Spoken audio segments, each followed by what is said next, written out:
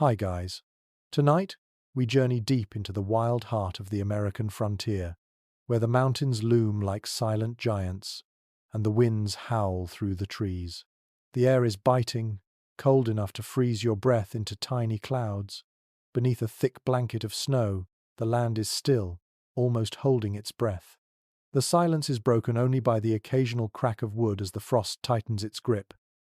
In these harsh, unforgiving surroundings, men once built their homes, simple yet sturdy cabins that would stand as a testament to human resilience. But to survive here wasn't easy. You probably won't survive this.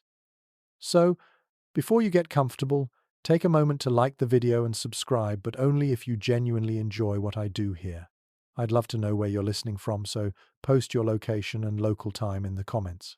Now, dim the lights, and let's begin. The men who ventured into these wildernesses were known as mountain men. They weren't soldiers or settlers. They were hunters, trappers, and adventurers. They sought riches, but not in the traditional sense. Gold, fur, and the wild beauty of the land called to them. Yet, despite their courage and skills, they were not immune to the cruel winters that wrapped themselves around the mountains like a cold, suffocating embrace. Their story isn't just one of survival, it's about ingenuity, endurance, and the sheer will to carve out a place in a world that seemed determined to push them back. But how did they do it? How did these rugged men, armed with little more than axes and bare hands, create shelter in the wilderness to survive the brutal cold of the Rocky Mountains or the snow-cloaked peaks of the Appalachians? The answer is as much a part of history as the land they tamed. Building a cabin in the wild wasn't just about throwing up a roof and four walls. It was a battle with nature itself. Every decision from where to build, to what materials to use, and even how to keep the wind at bay was a matter of life or death. A misplaced log could lead to the death of a family, or worse, to the loneliness of an untimely demise. Imagine, for a moment, the men trekking into the deep wilderness, their faces chapped from the wind, their hands raw from the constant chopping. No roads, no neighbors, just them, the wilderness, and the cold. Finding a spot to build their home was often the first test. The terrain had to be just right, flat enough to build, but not so flat that it would flood in spring rains. The shelter had to be hidden enough to avoid prying eyes, whether from the Native American tribes or other fur trappers who might consider your territory their own. Many of these men were not just fighting nature, but the forces of other settlers and fur traders eager to claim their spot in the wild. Once the perfect spot was found, the men would begin their work in earnest. Timber was the first and often the only resource they could rely on. The first step in cabin construction was felled trees. Tall pines and sturdy oaks were the ideal materials. However, cutting down these trees was no easy task. Without modern saws or chainsaws, the mountain men had to rely on axes and handsaws, sometimes using nothing but sheer force. Can you imagine the sound of the axe biting into the wood, the thudding crash as a tree fell to the ground, and the smell of pine sap filling the air? It was a sound that rang with both victory and hardship. Each log that was felled had to be chopped into a suitable length, but the real trick wasn't just getting the logs into place. It was how to make them fit together tightly enough to keep out the cold. No one could afford gaps, as these could let in the bitter wind that could freeze a man in his sleep. To make the logs fit snugly together, the men used a process called notching. They would carefully cut notches at the ends of each log, allowing the logs to rest on each other like perfectly shaped puzzle pieces. If done correctly, this would make the cabin not only structurally sound but airtight. But that wasn't enough to withstand the mountain winters. The gaps between the logs needed to be filled with something. This was where the real ingenuity came into play. Native American tribes had long used materials like clay and moss to seal their shelters. Mountain men adopted these techniques, but they also got creative. Animal hair, mud, and even straw were pressed into the gaps between the logs, creating a surprisingly effective barrier against the wind and snow. The smell of wet earth and moss filled the air as these materials were packed into the spaces, sealing the cabin from the elements. Inside, The cabin was simple. A small hearth or fireplace served as the heart of the home. This was the place where the men cooked, heated their homes, and sometimes even slept. Building a fireplace in the wilderness wasn't easy. The chimney had to be constructed to allow the smoke to escape without choking the inhabitants inside. Without a proper fire, these men could not survive the freezing temperatures of the high mountains. The crackling of wood in the fire was one of the few sounds that could break the quiet solitude of the wilderness, and it became a comforting lullaby to the men as they settled in for the night. With the shelter built, the real test of survival began. Food was scarce in the winter months. Many mountain men relied on hunting and trapping to provide sustenance. You can almost hear the quiet rustle of animals moving through the snow, the faint snap of a trap as it closed on its prey, the quiet tension as the men waited, sometimes for days, to catch enough game to survive. But it wasn't just the animals they had to worry about. Cold was an ever-present enemy. There were no luxuries like insulated clothing, and it took all of a man's strength to keep warm enough to keep working. You could only pray that the fire would last long enough to keep you from freezing. Yet, despite the hardships, these men were unrelenting. They knew that the only way to survive was to keep pushing forward.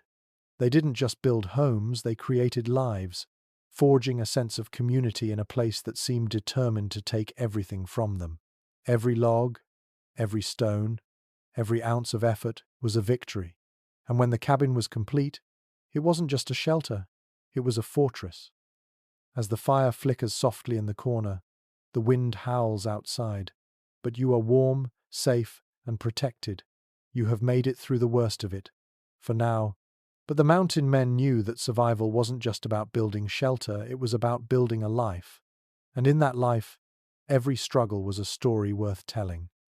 The wind howls outside, its eerie wail creeping through the cracks in the walls of the cabin. Inside, there's a soft crackling as the fire burns steadily in the hearth. But the warmth it offers is barely enough to push back the chill that seeps into the bones. You take a deep breath, the scent of pine and the earthy tang of moss filling your lungs. The cold can be suffocating out there, but here inside this cabin the mountain men were safe. For now. Imagine this, an entire winter spent in solitude, your only companions, the howling wind and the crackle of the fire. The only sounds were the scraping of tools, the cutting of logs, and the soft whisper of the snow as it drifted silently across the landscape. The men who built these cabins were living on the edge of the world, isolated in ways most of us would never experience. And yet, they persisted, because in the wilderness, you didn't have a choice. For these men, the first winter was always the most difficult. It was a trial by fire, a baptism into a harsh new world, where the slightest mistake could mean death. No longer could they rely on the comforts of civilization. There were no markets to trade in, no neighbors to call upon for help. The men learned quickly that their survival was entirely in their own hands. And their first task was clear: build shelter. The task wasn't as simple as stacking logs. Oh no, building a cabin in the wild was a calculated endeavor. It was about finding the right spot flat, but not too flat.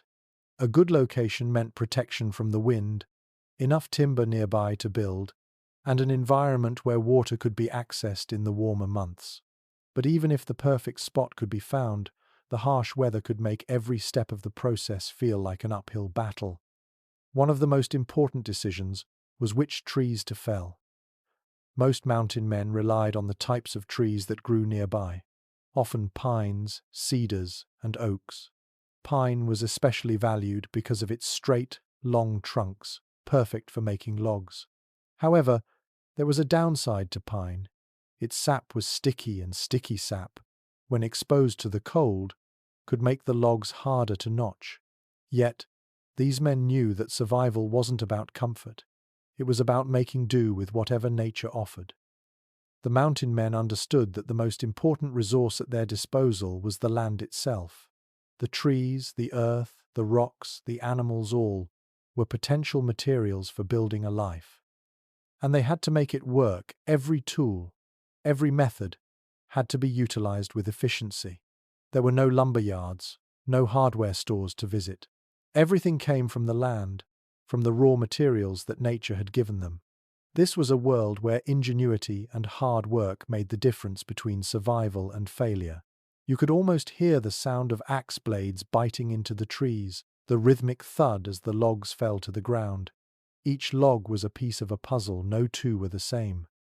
Each had its own unique shape and character. When it came to the actual construction of the cabin, every decision was critical. The walls had to be built strong enough to withstand the snow and the wind, but also stable enough to bear the weight of the roof. The cabin had to be small enough to heat efficiently, but large enough to keep a small family or group of men from feeling too claustrophobic. It was a delicate balance, one that required precision and skill. A slight miscalculation could lead to a structure that didn't hold up in the storm, or worse, one that let in the biting cold. The first thing the men would do was build a solid foundation. They couldn't afford to waste time with an unstable structure. Large stones or logs were laid out to form a base, leveling the foundation to prevent the cabin from sinking into the earth over time.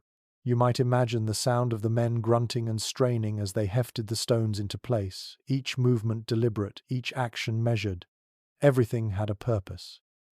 Once the foundation was secure, it was time to begin the walls. The logs would be carefully notched to fit together. The process was time-consuming, requiring precision, and no logs could be wasted.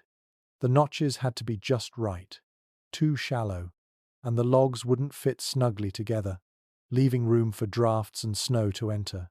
Too deep, and the logs would be weakened. The men had to carve each notch with care, sometimes using just an axe or handsaw. There's something almost meditative about the way the men worked, each movement slow, rhythmic, focused on the task at hand. In a world where survival was the ultimate goal, there was no room for rushing. Every action had to be deliberate. The chinking, or the filling of the gaps between the logs, was just as critical.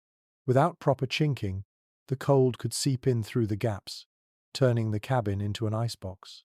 The men used anything they could find: clay, moss, even animal hair and mud. Imagine the sensation of packing these materials into the spaces between the logs, cold, damp clay against your hands, the smell of wet moss filling the air. The men worked tirelessly, covering every inch, ensuring that no draft could penetrate their shelter. And even though it was exhausting work, there was a sense of satisfaction in knowing that the cabin was slowly taking shape. When the cabin was finally built, it was more than just a home. It was a fortress against the wild, a testament to the men's strength, perseverance, and resourcefulness. In this cabin, they would endure the coming winter, battling the cold and isolation, but knowing that they had created something that would keep them safe. The first winter would be their hardest test, but with the cabin standing strong against the elements, they would find that survival was possible, even in the most unforgiving of landscapes. The fire burns low now, the wind still howling outside. You close your eyes, imagining yourself in one of those cabins, the weight of the day's work behind you, the warmth of the fire spreading through your limbs. The wilderness is still and quiet. You've made it through another night. The fire crackles softly, filling the cabin with the comforting scent of burning wood. The storm outside is relentless, yet inside the shelter, you're safe.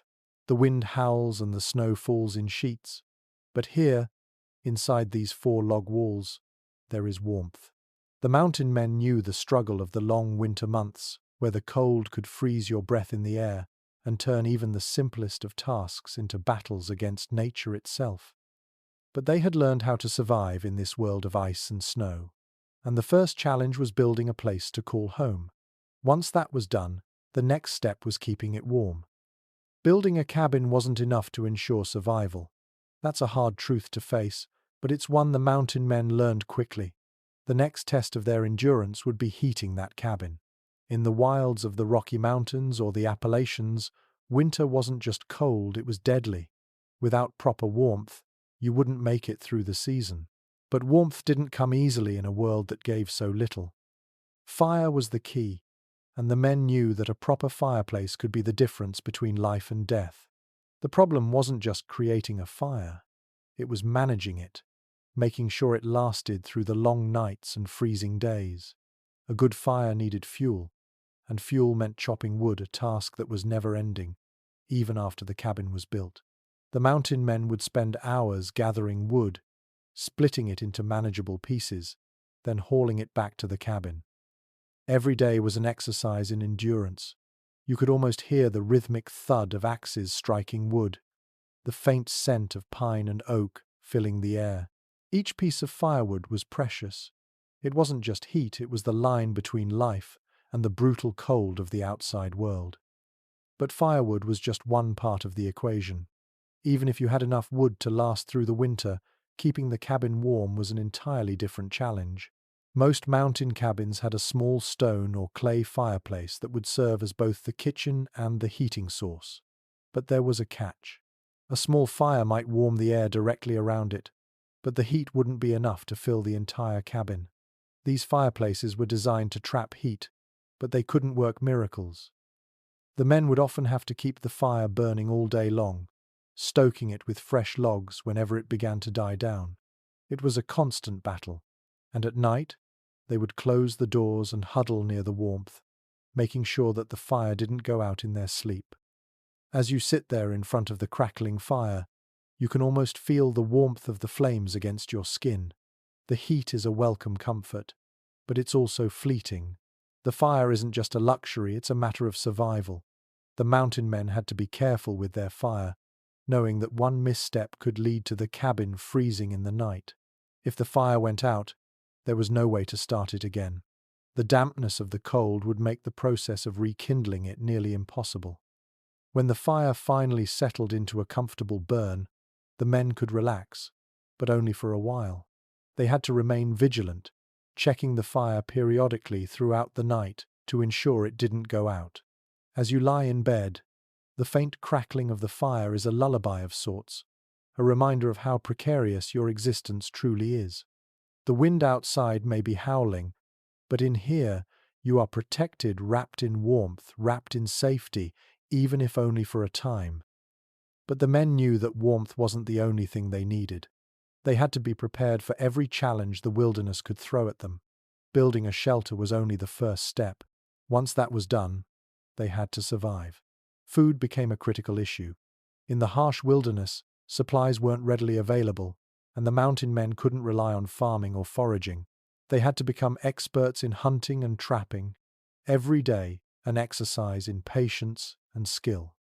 The trees and animals around them weren't just part of the landscape, they were resources, and they had to be treated as such. Hunting was more than just a way to get food. It was a delicate dance between man and nature. The mountain men had to learn to read the signs of the land, to understand the movements of animals, to follow tracks in the snow, and to know when the time was right to strike. Every hunt had to be planned carefully. You couldn't afford to make mistakes.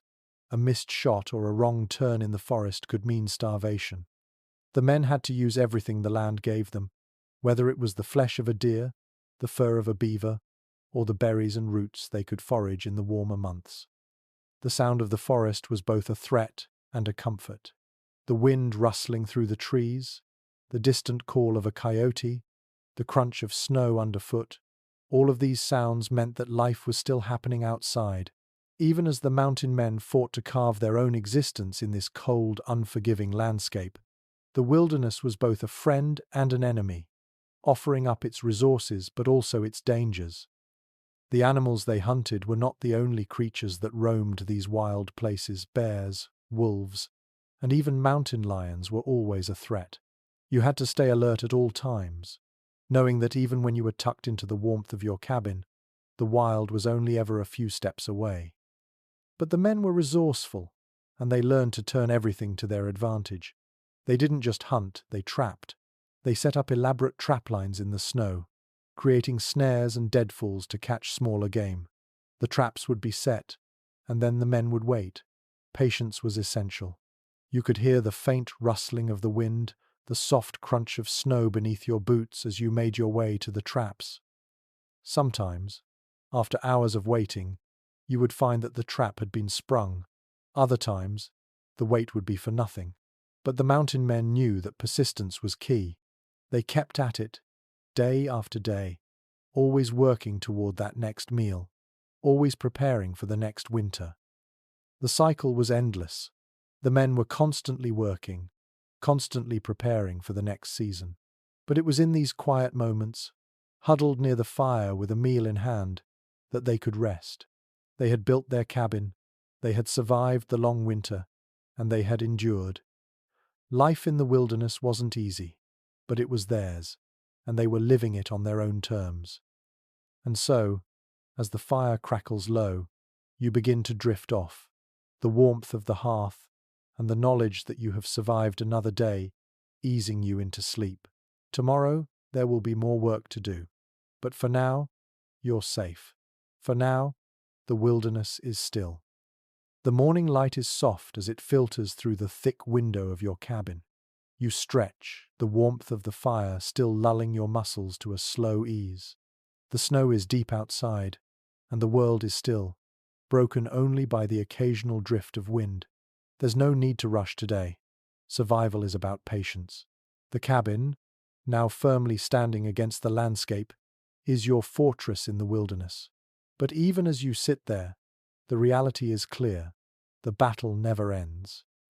The elements are always there, waiting for a mistake, a misstep that could turn your safe haven into a tomb. You've made it through the night, and now, the next task is maintaining the warmth of your shelter. Firewood is piling up by the door, but each piece will be carefully chopped and split. The wind outside howls in warning another storm is coming, and the snow may fall even heavier than before. Yet, inside the cabin, you feel that comforting sense of control. The walls, built with the labor of your hands, stand firm against the storm. You know that you are not merely surviving, you are thriving in a place where most would have failed. As you gather the tools for the day, your thoughts turn to what's next, chinking the gaps between the logs. This seemingly simple task is a critical one. The men who first built cabins in the wilderness knew that the smallest gap could let in cold drafts, enough to turn a warm home into an icy prison. The gaps between the logs weren't just imperfections, they were weaknesses. These spaces had to be sealed completely. The wind outside never slept, and the cold crept in through even the tiniest crack, chilling the bones. The first settlers were nothing if not resourceful. They took what they had at hand and used it with ingenuity.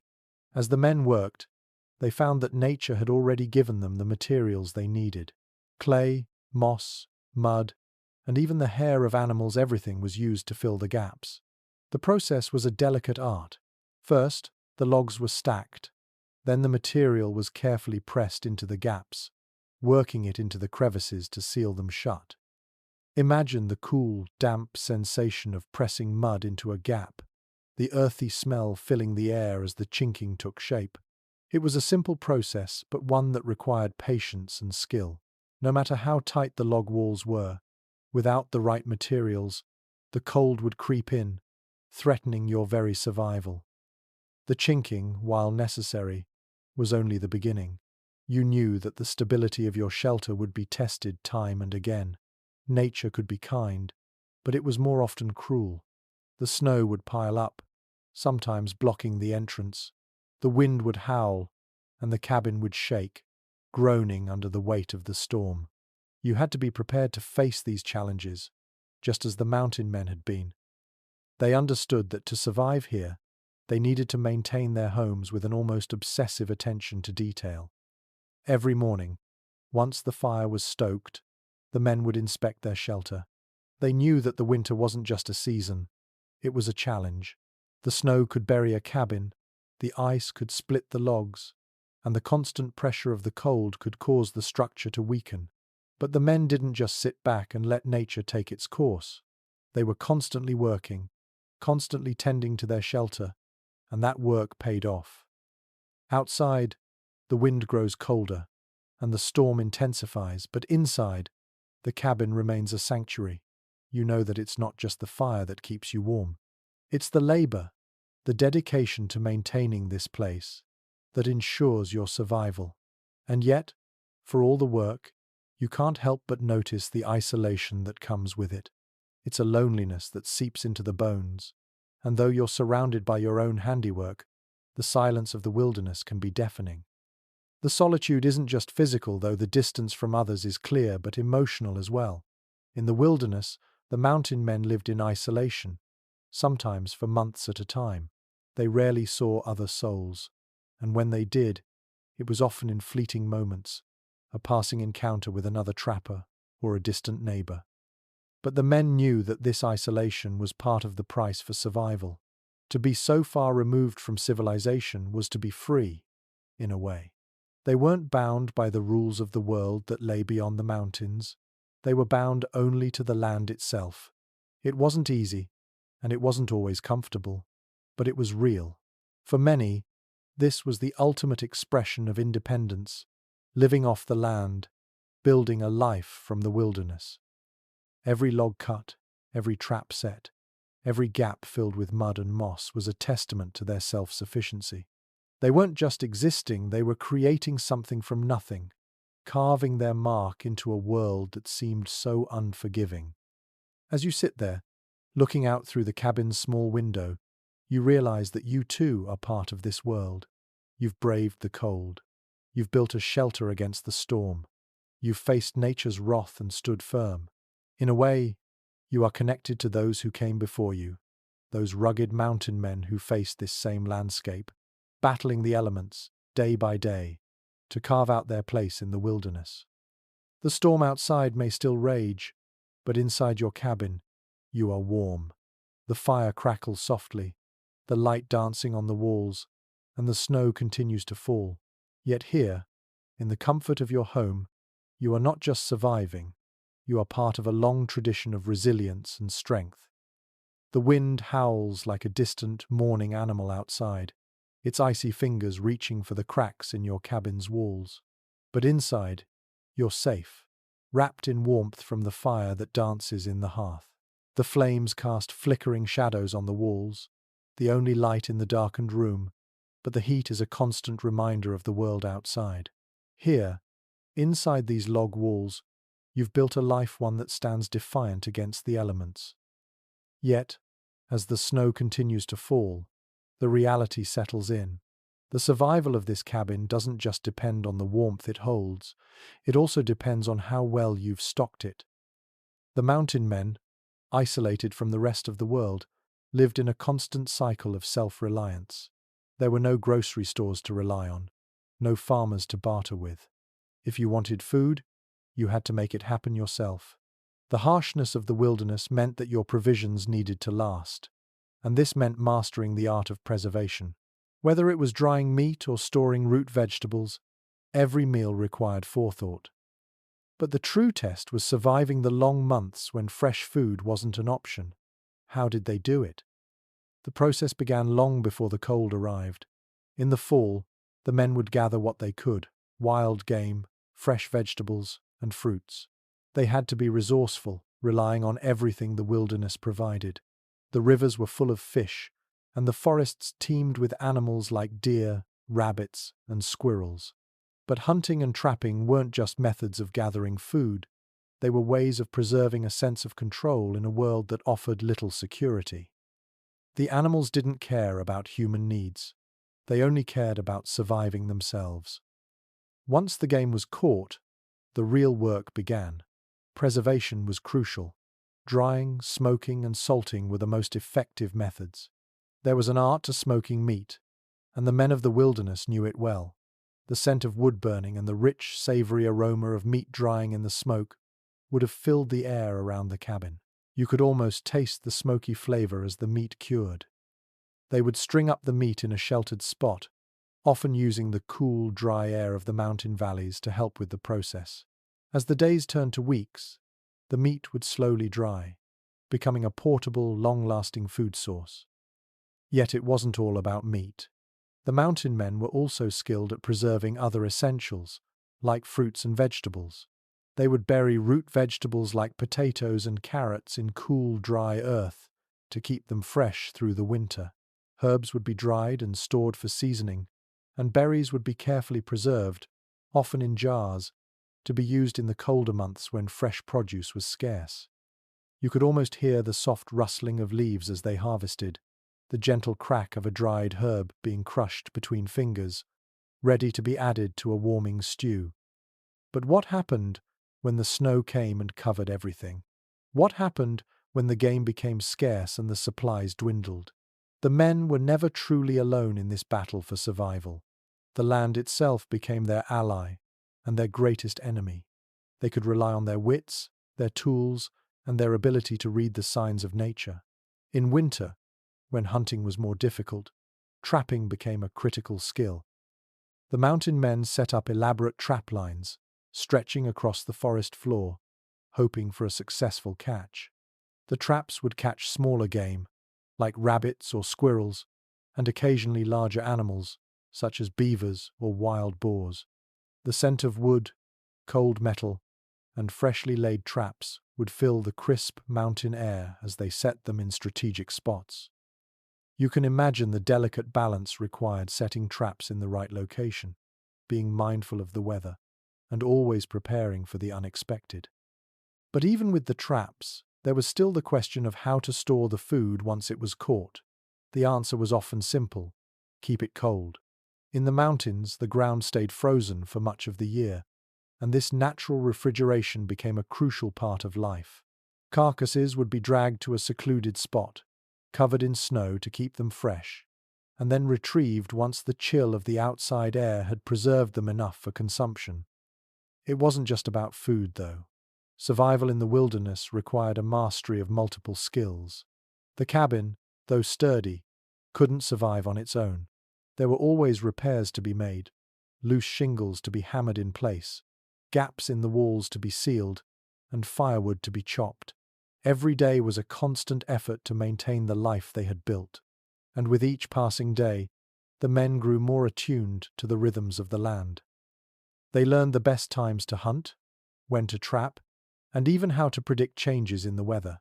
With each change of the seasons, they adjusted their strategies, becoming more and more resourceful. But all of that was only possible because of one thing: preparation. The men who built their cabins knew that if they didn't plan ahead, they wouldn't survive. Every task, every step in the process, had to be thought out. Every piece of wood, every log, every trap laid, every root vegetable harvested, it all had to come together to make it through the long, deadly winter. As the storm outside continues to rage, you're reminded of the mountain men's daily struggle. With the fire warming your bones, the food you've preserved hanging from the rafters, and the logs securely holding the roof above you, you've created a life here, a life that holds, for now, against the bitter forces of nature. The isolation, the cold, the storms, they all serve as a reminder that survival isn't just about brute strength, it's about resilience, resourcefulness, and the ability to adapt to the world around you. The cabin that stands as your shelter isn't just a building, it's a symbol of endurance, a mark of your ability to endure what the wilderness throws at you. As the flames crackle softly, you close your eyes for a moment, feeling the heat of the fire against your skin, and for just a moment, you are completely content.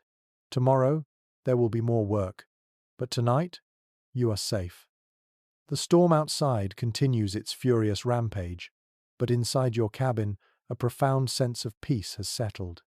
The fire, now glowing low in the hearth, casts a warm amber light across the walls, flickering and dancing in the quiet of the night. The crackle of the fire fills the space, and for a moment, it's easy to forget the harsh world beyond your cabin's door. But as the wind howls and snow piles up, you know that survival here is never a given. It's the constant work, the daily rituals, and the willingness to adapt that keeps you alive in this relentless wilderness. Once the cabin was built and the fire kept burning, the next task of survival was truly beginning. The long winters in the mountains weren't just about staying warm, they were about staying fed. And food didn't come easily in the frozen world outside. The mountain men who had settled in this rugged landscape didn't have access to the luxury of plentiful crops or easy hunting. Instead, they relied on their knowledge, their traps, and their ability to hunt strategically. Each day, the work of food gathering became more and more vital. The men had learned long ago that surviving here meant being constantly vigilant, whether it was scouting the land for game, setting traps, or fishing in frozen rivers. The key to their success lay in their ability to utilize every resource at their disposal, whether it was the animals roaming the wild or the natural elements surrounding them. Hunting was the most obvious way to obtain food, and the mountain men had to be exceptional hunters. But hunting wasn't just about going out with a rifle. It was a game of patience, strategy, and skill. The men had to study the behavior of the animals, learning the signs of their movements, understanding the weather patterns, and using the terrain to their advantage. The mountains, though rich with wildlife, didn't give up their bounty easily. A missed shot, a wrong turn, or an ill-timed decision could leave a hunter with an empty stomach. There were no guarantees in hunting. The mountain men would sometimes go days without a successful kill, their stomachs rumbling in the cold, their hopes dashed by the harsh reality of the wilderness. They learned that hunger was as much a part of survival as warmth and shelter. And yet, despite the constant challenge, they knew that with each failure, they were getting closer to their goal. Every time they set out, they were learning more about the land, more about the creatures that called it home. But hunting wasn't the only method for gathering food. Trapping became just as important, if not more so. Traps were set in strategic locations, with the mountain men often working in the early hours before the light broke through the trees. The delicate sound of snow crunching underfoot, the subtle shift of the air, the feeling of the cold biting into your skin, it all added up to one goal: the successful capture of game. The traps were set, often in the form of snares, deadfalls, or pit traps, each designed to catch animals with minimal effort. It wasn't as glamorous as hunting with a rifle, but it was efficient, and it allowed for food to be caught while the men focused on other tasks, such as gathering firewood or working on repairs to the cabin. The moment of anticipation when a trap was checked was one of quiet hope, a momentary breath held as the men would discover whether or not their efforts had paid off. The mountain men understood that their lives depended on these quiet, daily tasks. When a trap was successful, it brought not only food but also a sense of relief, a brief moment of triumph in the ongoing struggle to survive. You can imagine the quiet joy that must have filled a man when he pulled a rabbit from a snare or found a beaver caught in his trap. It wasn't just food, it was proof that the strategy was working, that the world was still playing in your favor. And yet, not every day brought success. In the wilderness, there were always moments when the land seemed to turn against you. Snowstorms would bury the traps, or game would become elusive, slipping away just out of reach. The isolation was another constant challenge. In the rare moments when mountain men encountered others, it was often brief, two solitary souls passing each other on the mountain trail, sharing a quick nod before continuing their separate ways. They were connected, yet isolated by their shared solitude. But these men weren't just surviving, they were thriving in their own way. The wilderness may have been unforgiving, but it also offered freedom. With each successful hunt, with each piece of food preserved for the winter, the men were creating something more than just a means of survival. They were building a life forged from the challenges of nature and strengthened by their ability to adapt. Food wasn't the only thing the mountain men had to think about. The constant work of maintaining the cabin was just as essential. The structure they had built wasn't just a shelter, it was a fortress that had to withstand the changing seasons, the weight of the snow, and the relentless wind. The logs needed to be inspected regularly, gaps had to be sealed, and the roof had to be checked for leaks. As the firelight flickers softly, you imagine the life of those men. Each day was a battle with nature, a test of their will and resourcefulness. They didn't have modern conveniences, and yet they were able to endure. Every action they took, whether it was chopping wood, setting traps, or cooking a meal, was a deliberate choice to survive in this harsh environment. Every successful hunt, every day that they could feed themselves, was a small victory in the ongoing struggle for life. The mountains were beautiful, but they were also unforgiving. The weather could change in an instant. Snowstorms could trap you inside for days, and animals could be scarce. But despite these challenges, the mountain men didn't just survive, they adapted, learning the rhythms of the wilderness and finding ways to make it work.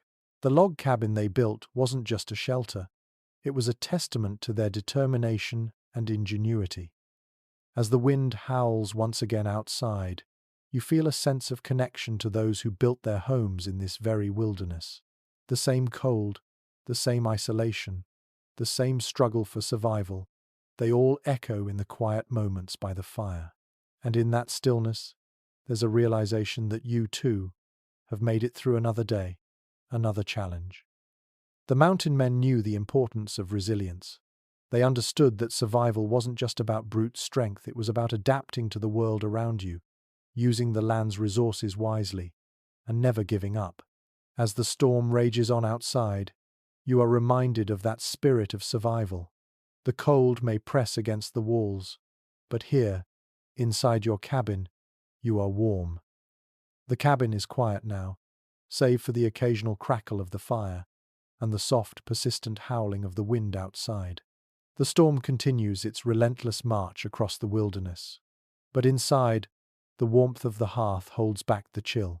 You can't help but admire the resilience of the mountain men who lived in this very place before you. They knew that the key to survival lay not only in their physical strength, but in their ability to adapt, to use every resource the land gave them, and to remain vigilant in the face of relentless challenges. As the fire flickers, you're reminded that surviving in the wild isn't just about building a shelter, it's about maintaining that shelter in the face of the unforgiving elements. The mountain men who lived here weren't just builders, they were engineers, constantly repairing, improving, and fortifying their homes against the ravages of nature. Each log, each nail, each stroke of the axe was part of a larger effort to make sure their cabin could endure through the harshest winters. The roof, for example, was one of the most vulnerable parts of the cabin. Snow and ice would build up over time, pressing down with a weight that could collapse a poorly built shelter. The men knew that they had to keep a careful eye on the roof, especially after a heavy snowfall. A roof built with care, using thick beams and ensuring there were no weak points, could protect them from falling snow and ice. They would often climb onto the roof to inspect it, clearing off snow when necessary to prevent the weight from becoming a problem. Imagine the chill of the mountain air, the snow crunching beneath your boots as you climb up to the roof to ensure everything is still in place. You know that every piece of wood is a lifeline, a barrier between you and the harsh world outside. The mountain men also understood that the foundation of the cabin was just as crucial as the walls or the roof. Without a solid base, the entire structure could sink into the earth or become unstable over time. They used large stones or logs to create a foundation that would stand strong against the freeze-thaw cycles of the seasons. The sound of the men working, cutting, hammering, and placing stones must have been a familiar one, a steady rhythm that marked the passing of the days as they tirelessly worked to ensure their home remained intact. Beyond the physical structure, there was another challenge the mountain men faced: the psychological toll of living in isolation. Surviving in the wilderness was a test of endurance, not just for the body, but for the mind. The solitude could be overwhelming. Long months without seeing another soul, the constant struggle against the elements, the isolation was deafening at times, and the loneliness could be suffocating. But the men found ways to cope, and their resourcefulness extended beyond survival tools. They often kept journals, recording the details of their days, the animals they saw, the weather patterns, and their thoughts. These written records were a way of keeping the mind sharp, a way to stay connected to something beyond the cabin walls. Some men found comfort in their memories, holding on to stories of the lives they left behind in the cities or towns they once knew. Others found solace in the landscape itself, the rugged beauty of the mountains, the sound of a distant river, or the stillness of a winter forest, all became part of the rhythm of their days. In the absence of human company, the land became their companion, and nature's presence was a quiet but constant reminder of the life they had chosen.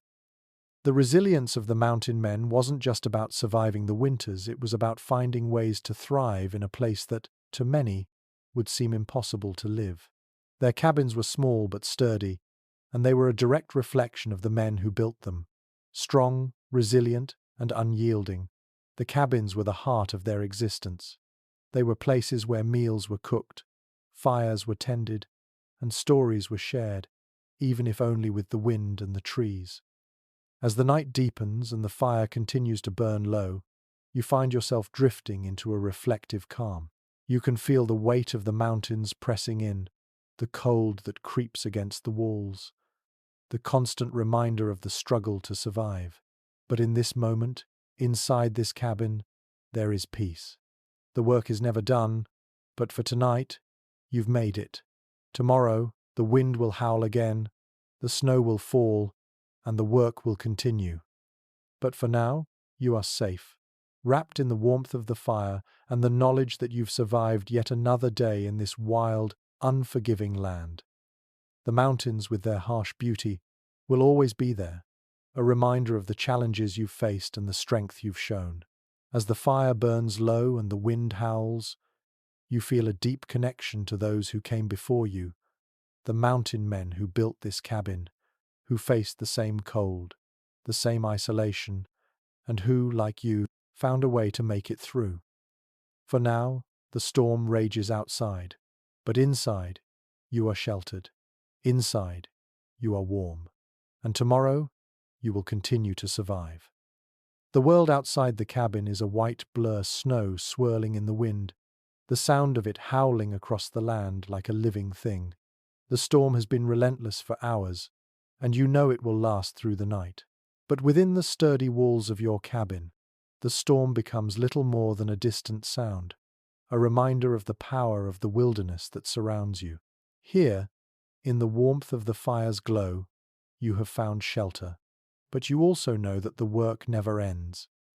The wilderness doesn't care that you're tired. It doesn't care if the storm has been raging for days. For survival, you must keep pushing forward. One of the greatest challenges the mountain men faced was the isolation.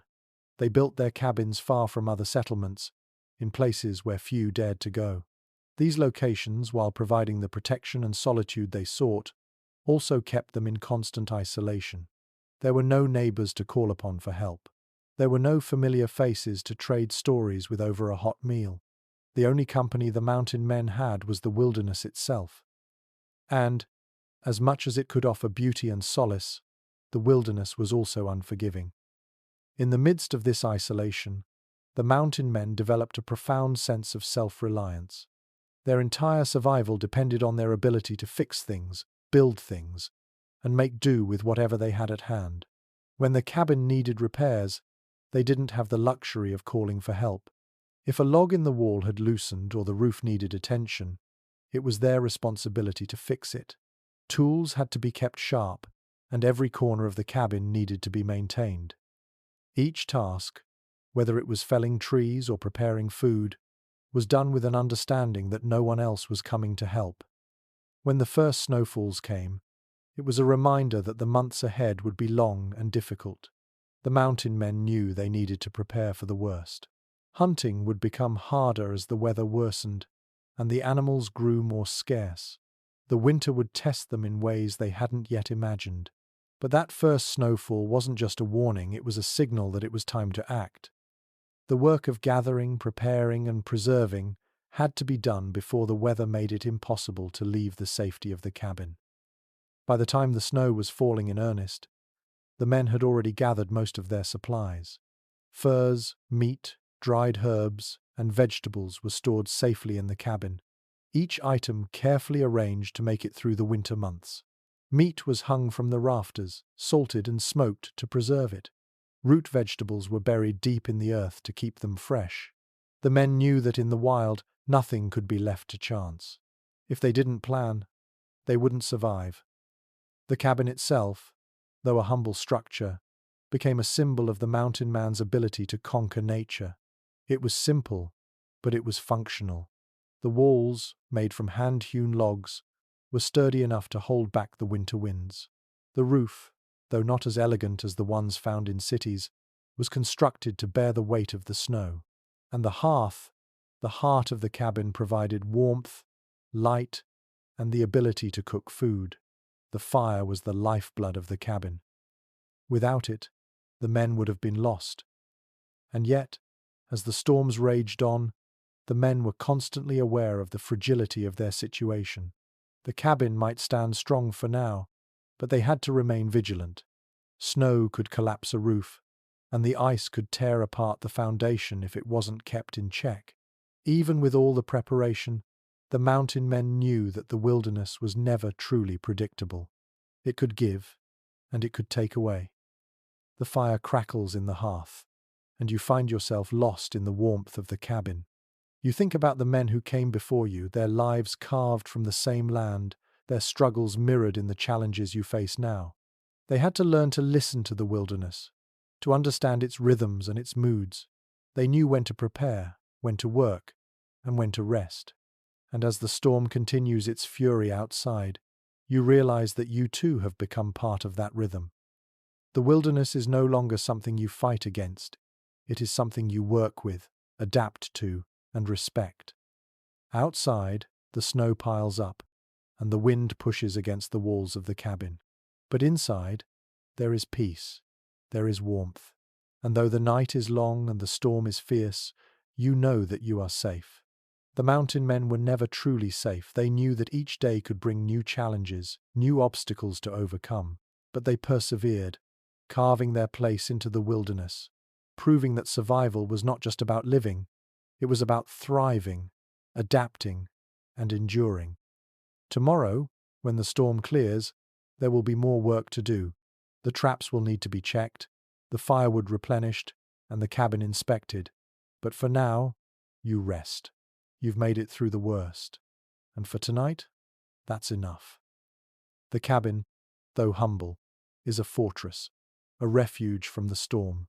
Inside, you are protected, you are warm, and you are a part of the history of those who came before you, those rugged mountain men who built these cabins and fought to survive in this wild, unforgiving land.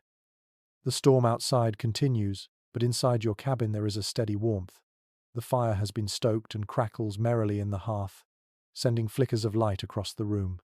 The howling wind may batter at the walls, and snow may pile up against the door, but within these four walls, you are safe. The isolation that seemed so daunting when you first arrived now feels like a protective cloak.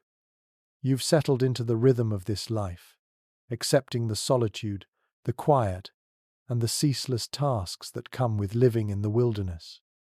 As the fire burns low, you take a moment to reflect on the life of the mountain men who once lived here. Their existence was one of constant adaptation and survival. Every day, they faced challenges, harsh weather, scarcity of resources, isolation, and yet they endured. Their strength wasn't just in their physical capabilities, it was in their unwavering determination to thrive in a place that most would call uninhabitable. They understood that survival wasn't just about enduring the elements, it was about making the wilderness work for them. The construction of their cabins was a critical part of this effort. These were not mere shelters, they were lifelines, carefully designed to withstand the brutal forces of nature. The men didn't simply build cabins for protection, they built homes that would allow them to live, to work, and to thrive in a world that gave little in return. The cabins were small but sturdy, made of logs carefully notched together, each piece perfectly placed to keep the cold out and the warmth in. The fire in the hearth wasn't just for light or comfort, it was the heart of their existence, providing warmth, heat for cooking, and a means to survive the long, cold winters. But even as they built their homes, the mountain men were acutely aware that their survival didn't depend on shelter alone. They had to be prepared for everything: hunting, trapping, food preservation, and maintaining their cabins were all part of the daily grind. The wilderness didn't care about their struggles, it didn't care if they were tired or cold or hungry. The wilderness simply was, and in it, the mountain men had to learn to survive, using everything the land offered. Food was a constant concern. With no grocery stores or markets to rely on, The mountain men had to depend on their own hunting and trapping skills to feed themselves. They had to be keen observers of the land, learning where to find game, how to track it, and when to hunt.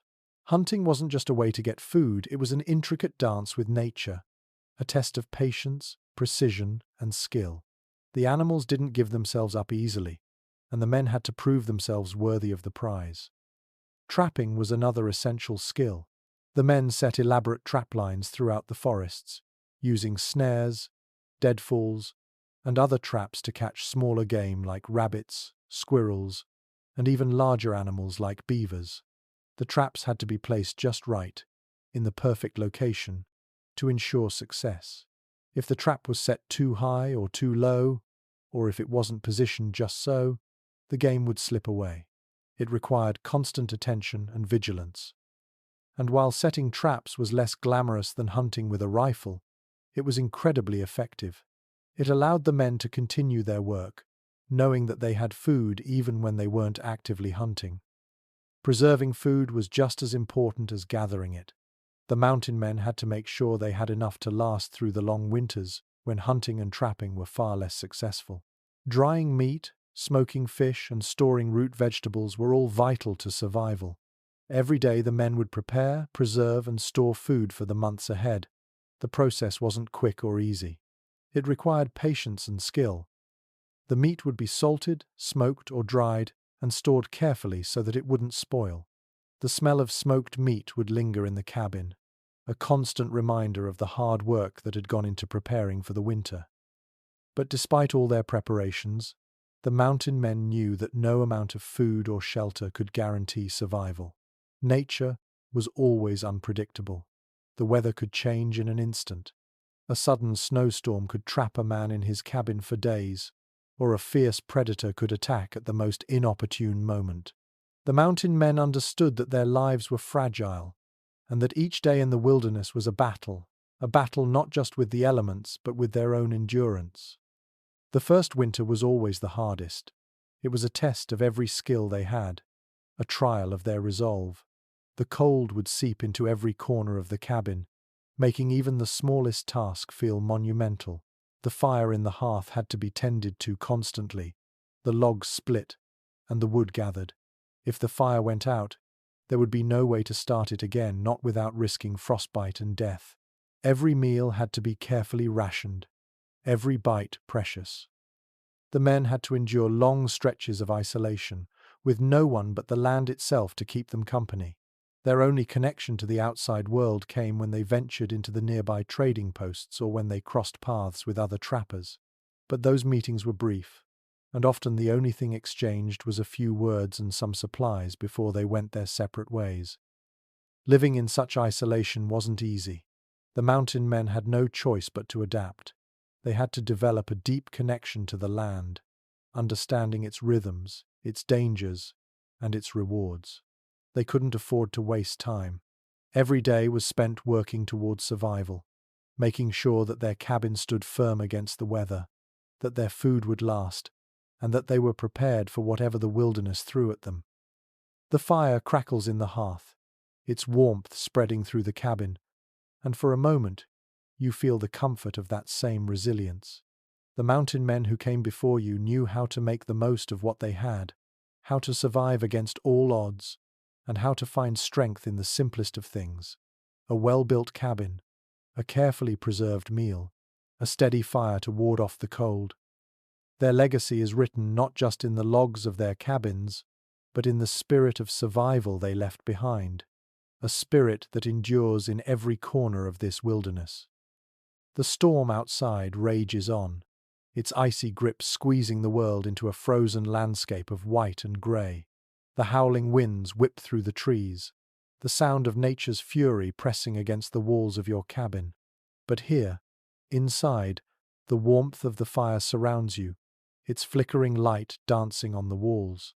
The solitude is both peaceful and unnerving, a quiet that presses in on all sides. You are alone in this vast wilderness, and yet you are not truly alone. The cabin, the fire, and the land around you hold a presence, a reminder of those who once lived in this very space, and survived through their own ingenuity and resilience. The mountain men who built these cabins didn't just create structures to shelter themselves from the cold, they built homes that embodied their ability to survive against the odds. Their cabins were their sanctuaries, their strongholds in a hostile world. But the work didn't stop once the cabin was finished. It was the beginning of a long, relentless battle against the elements. Building the cabin was only the first step. The real test lay in keeping it standing, keeping it functional, keeping it warm through the brutal months that lay ahead. Each winter, they faced a new challenge, and the men who built these homes knew that their survival depended on their ability to maintain them, to reinforce them against the oncoming storm. The roof was one of the most vulnerable parts of the cabin. Snow would build up on it, and if the roof wasn't strong enough, the weight of the snow could collapse it. The mountain men had to constantly maintain their roofs, especially during the heavy snows of winter. If the roof was too flat, the snow would gather and create a dangerous burden. The men often had to climb up onto the roof to remove the snow, a task that was as risky as it was essential. The cold wind would bite at their skin, and the icy surface of the roof would make it difficult to keep their balance. Yet, they had to do it because without a sturdy roof, they would lose everything. Beyond the roof, the walls required constant attention as well. The logs that made up the cabin's walls had to be checked regularly. The cold could cause them to shrink or warp, creating gaps that allowed the wind to sneak in. The mountain men knew that if the wind could get inside, it would slowly wear them down. The cabin wasn't just a place to sleep, it was the center of their world. The fire in the hearth kept them warm, but if the wind found its way through the gaps in the walls, the warmth would slip away as fast as it came. So, the men would spend hours sealing the gaps, stuffing moss, clay, or animal hair into the cracks to keep the cold at bay. It wasn't glamorous work, but it was essential. The fire itself was another constant concern. It was the heart of the cabin, the thing that kept them alive. Without a fire, the cold would win. The men would chop wood in preparation, storing it near the cabin so they always had fuel. Every day, they would tend to the fire, keeping it stoked and burning bright. It was a simple task, but one that required constant attention. If the fire went out, there was no guarantee they could restart it without risking frostbite. The fire didn't just keep them warm, it was a lifeline. The smell of burning wood, the sound of the crackling flames, the flickering light, all of these became a constant presence in their lives, a reminder that as long as the fire burned, they had a chance.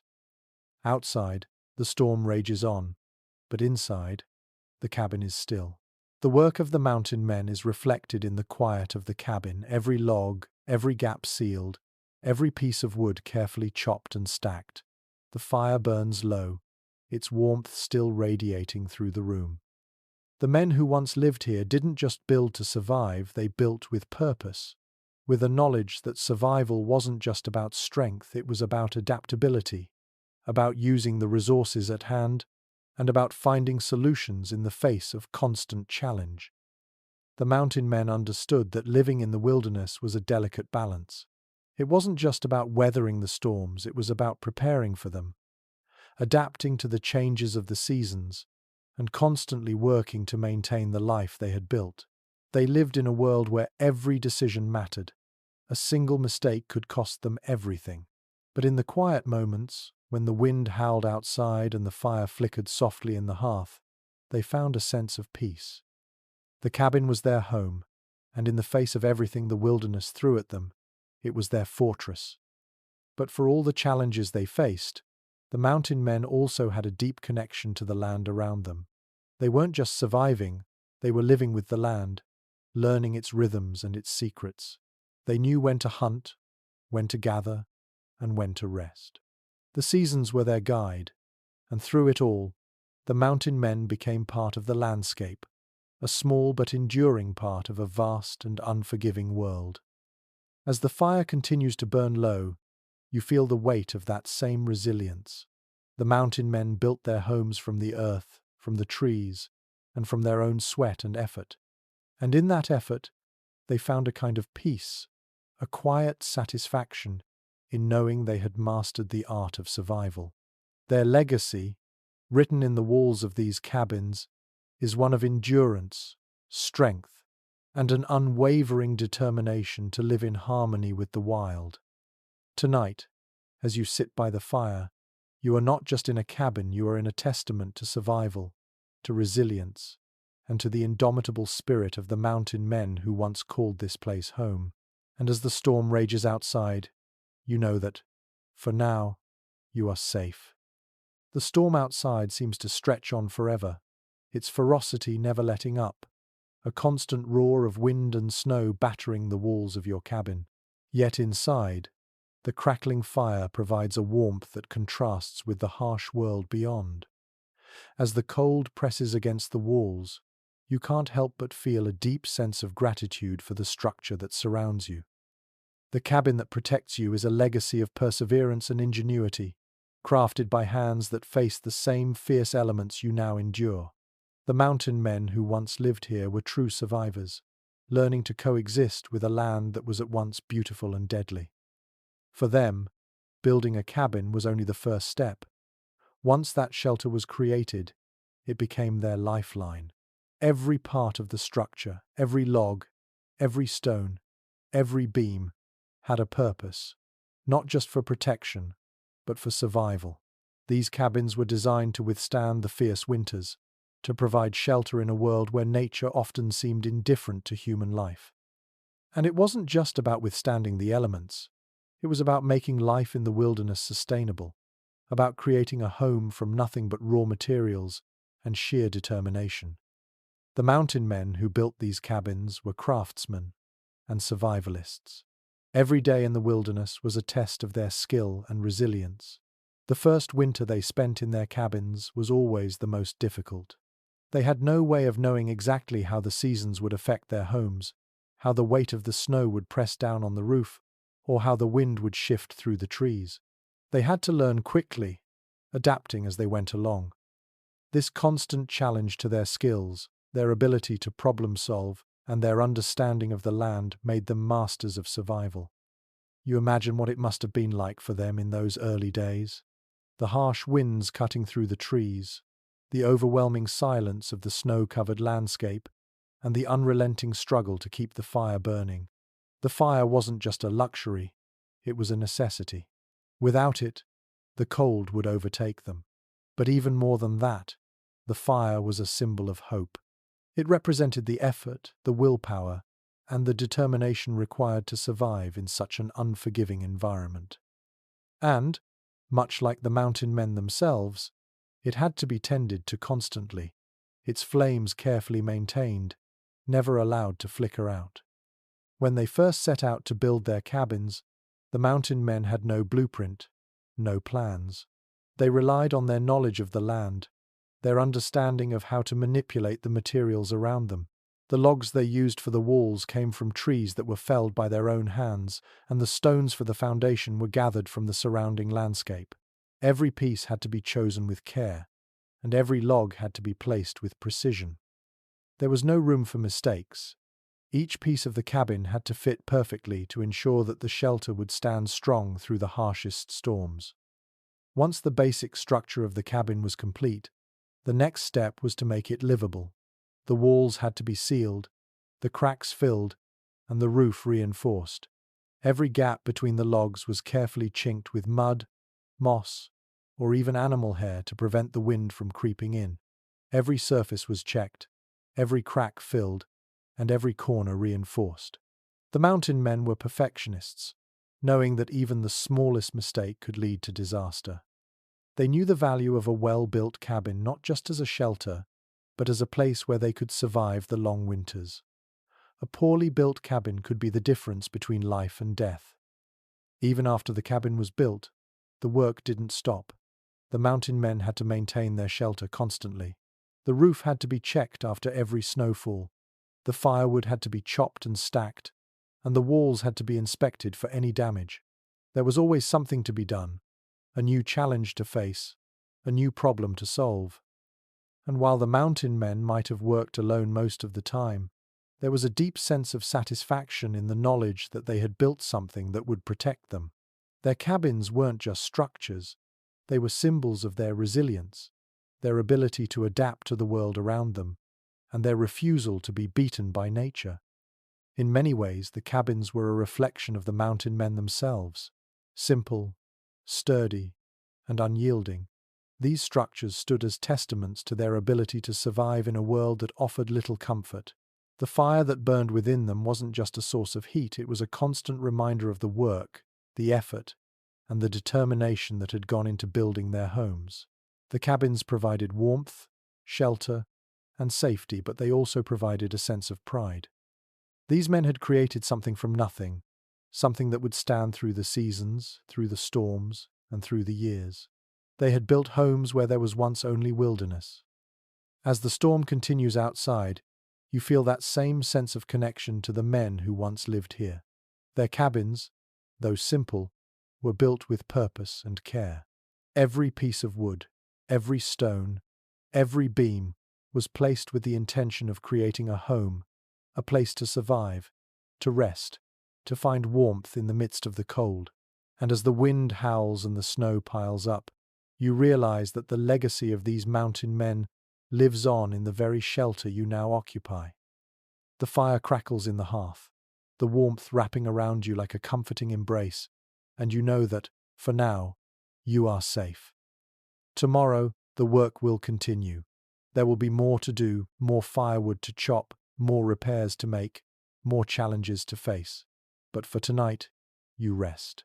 The cabin stands strong, the fire burns steady, and the storm outside rages on.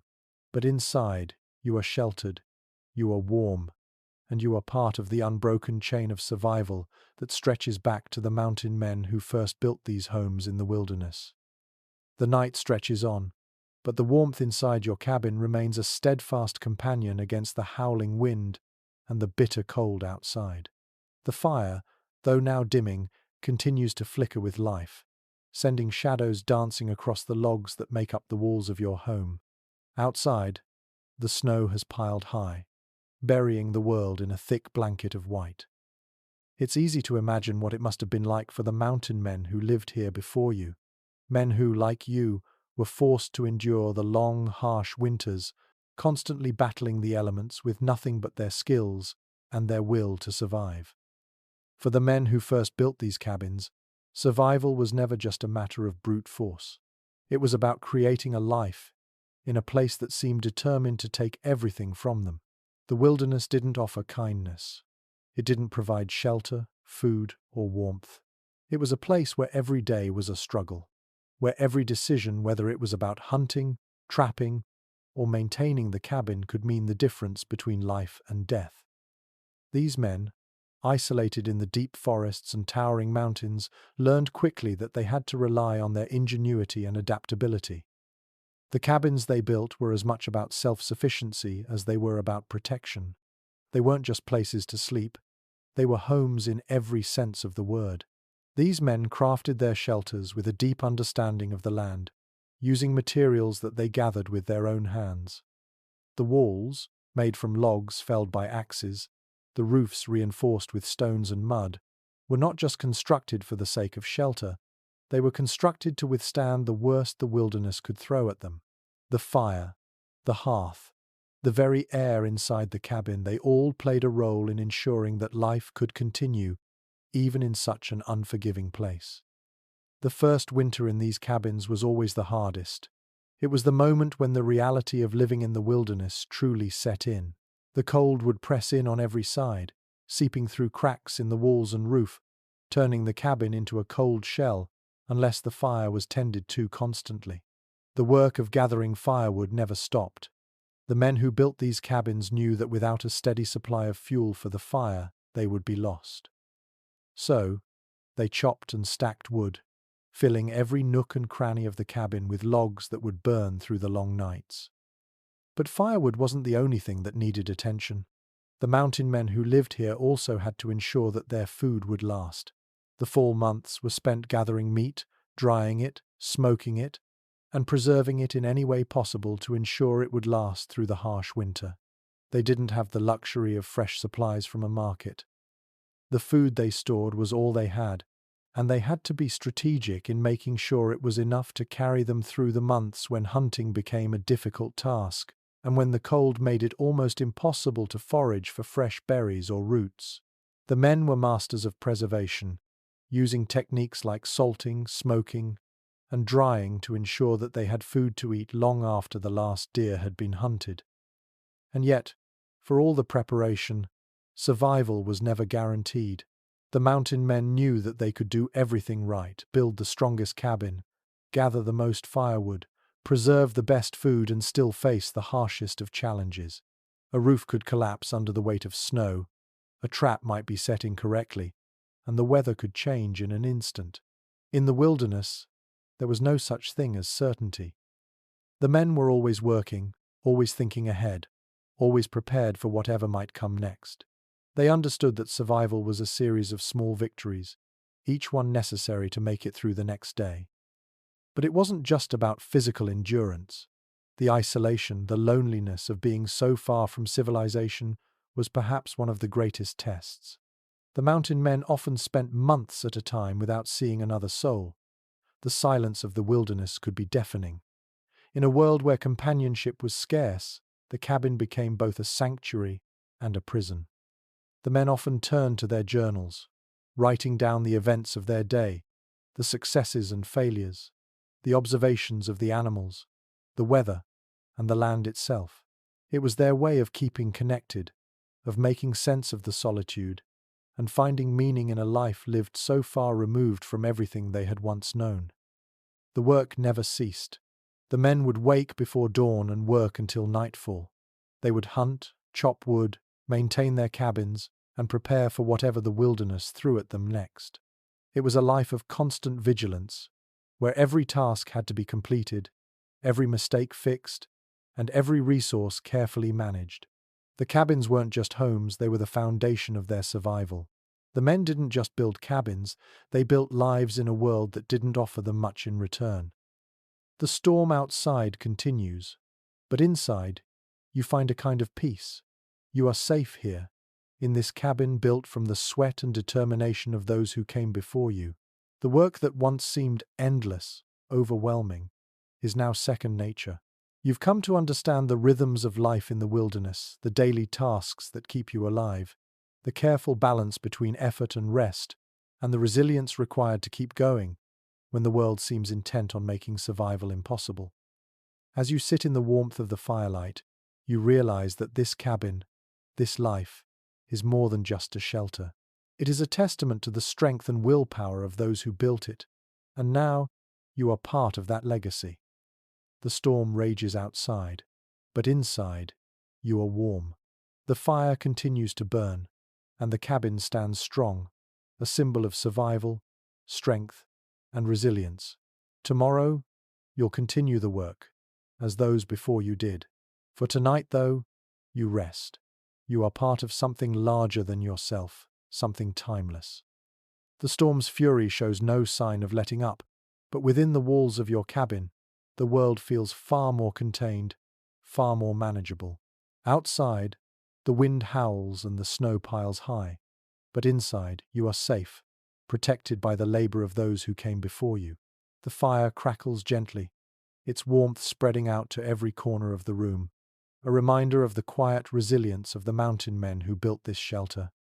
You can't help but wonder what it must have been like for them during their first winter in this harsh, untamed land. The cold, the isolation, the unrelenting work, they endured it all with the quiet strength that defined their existence.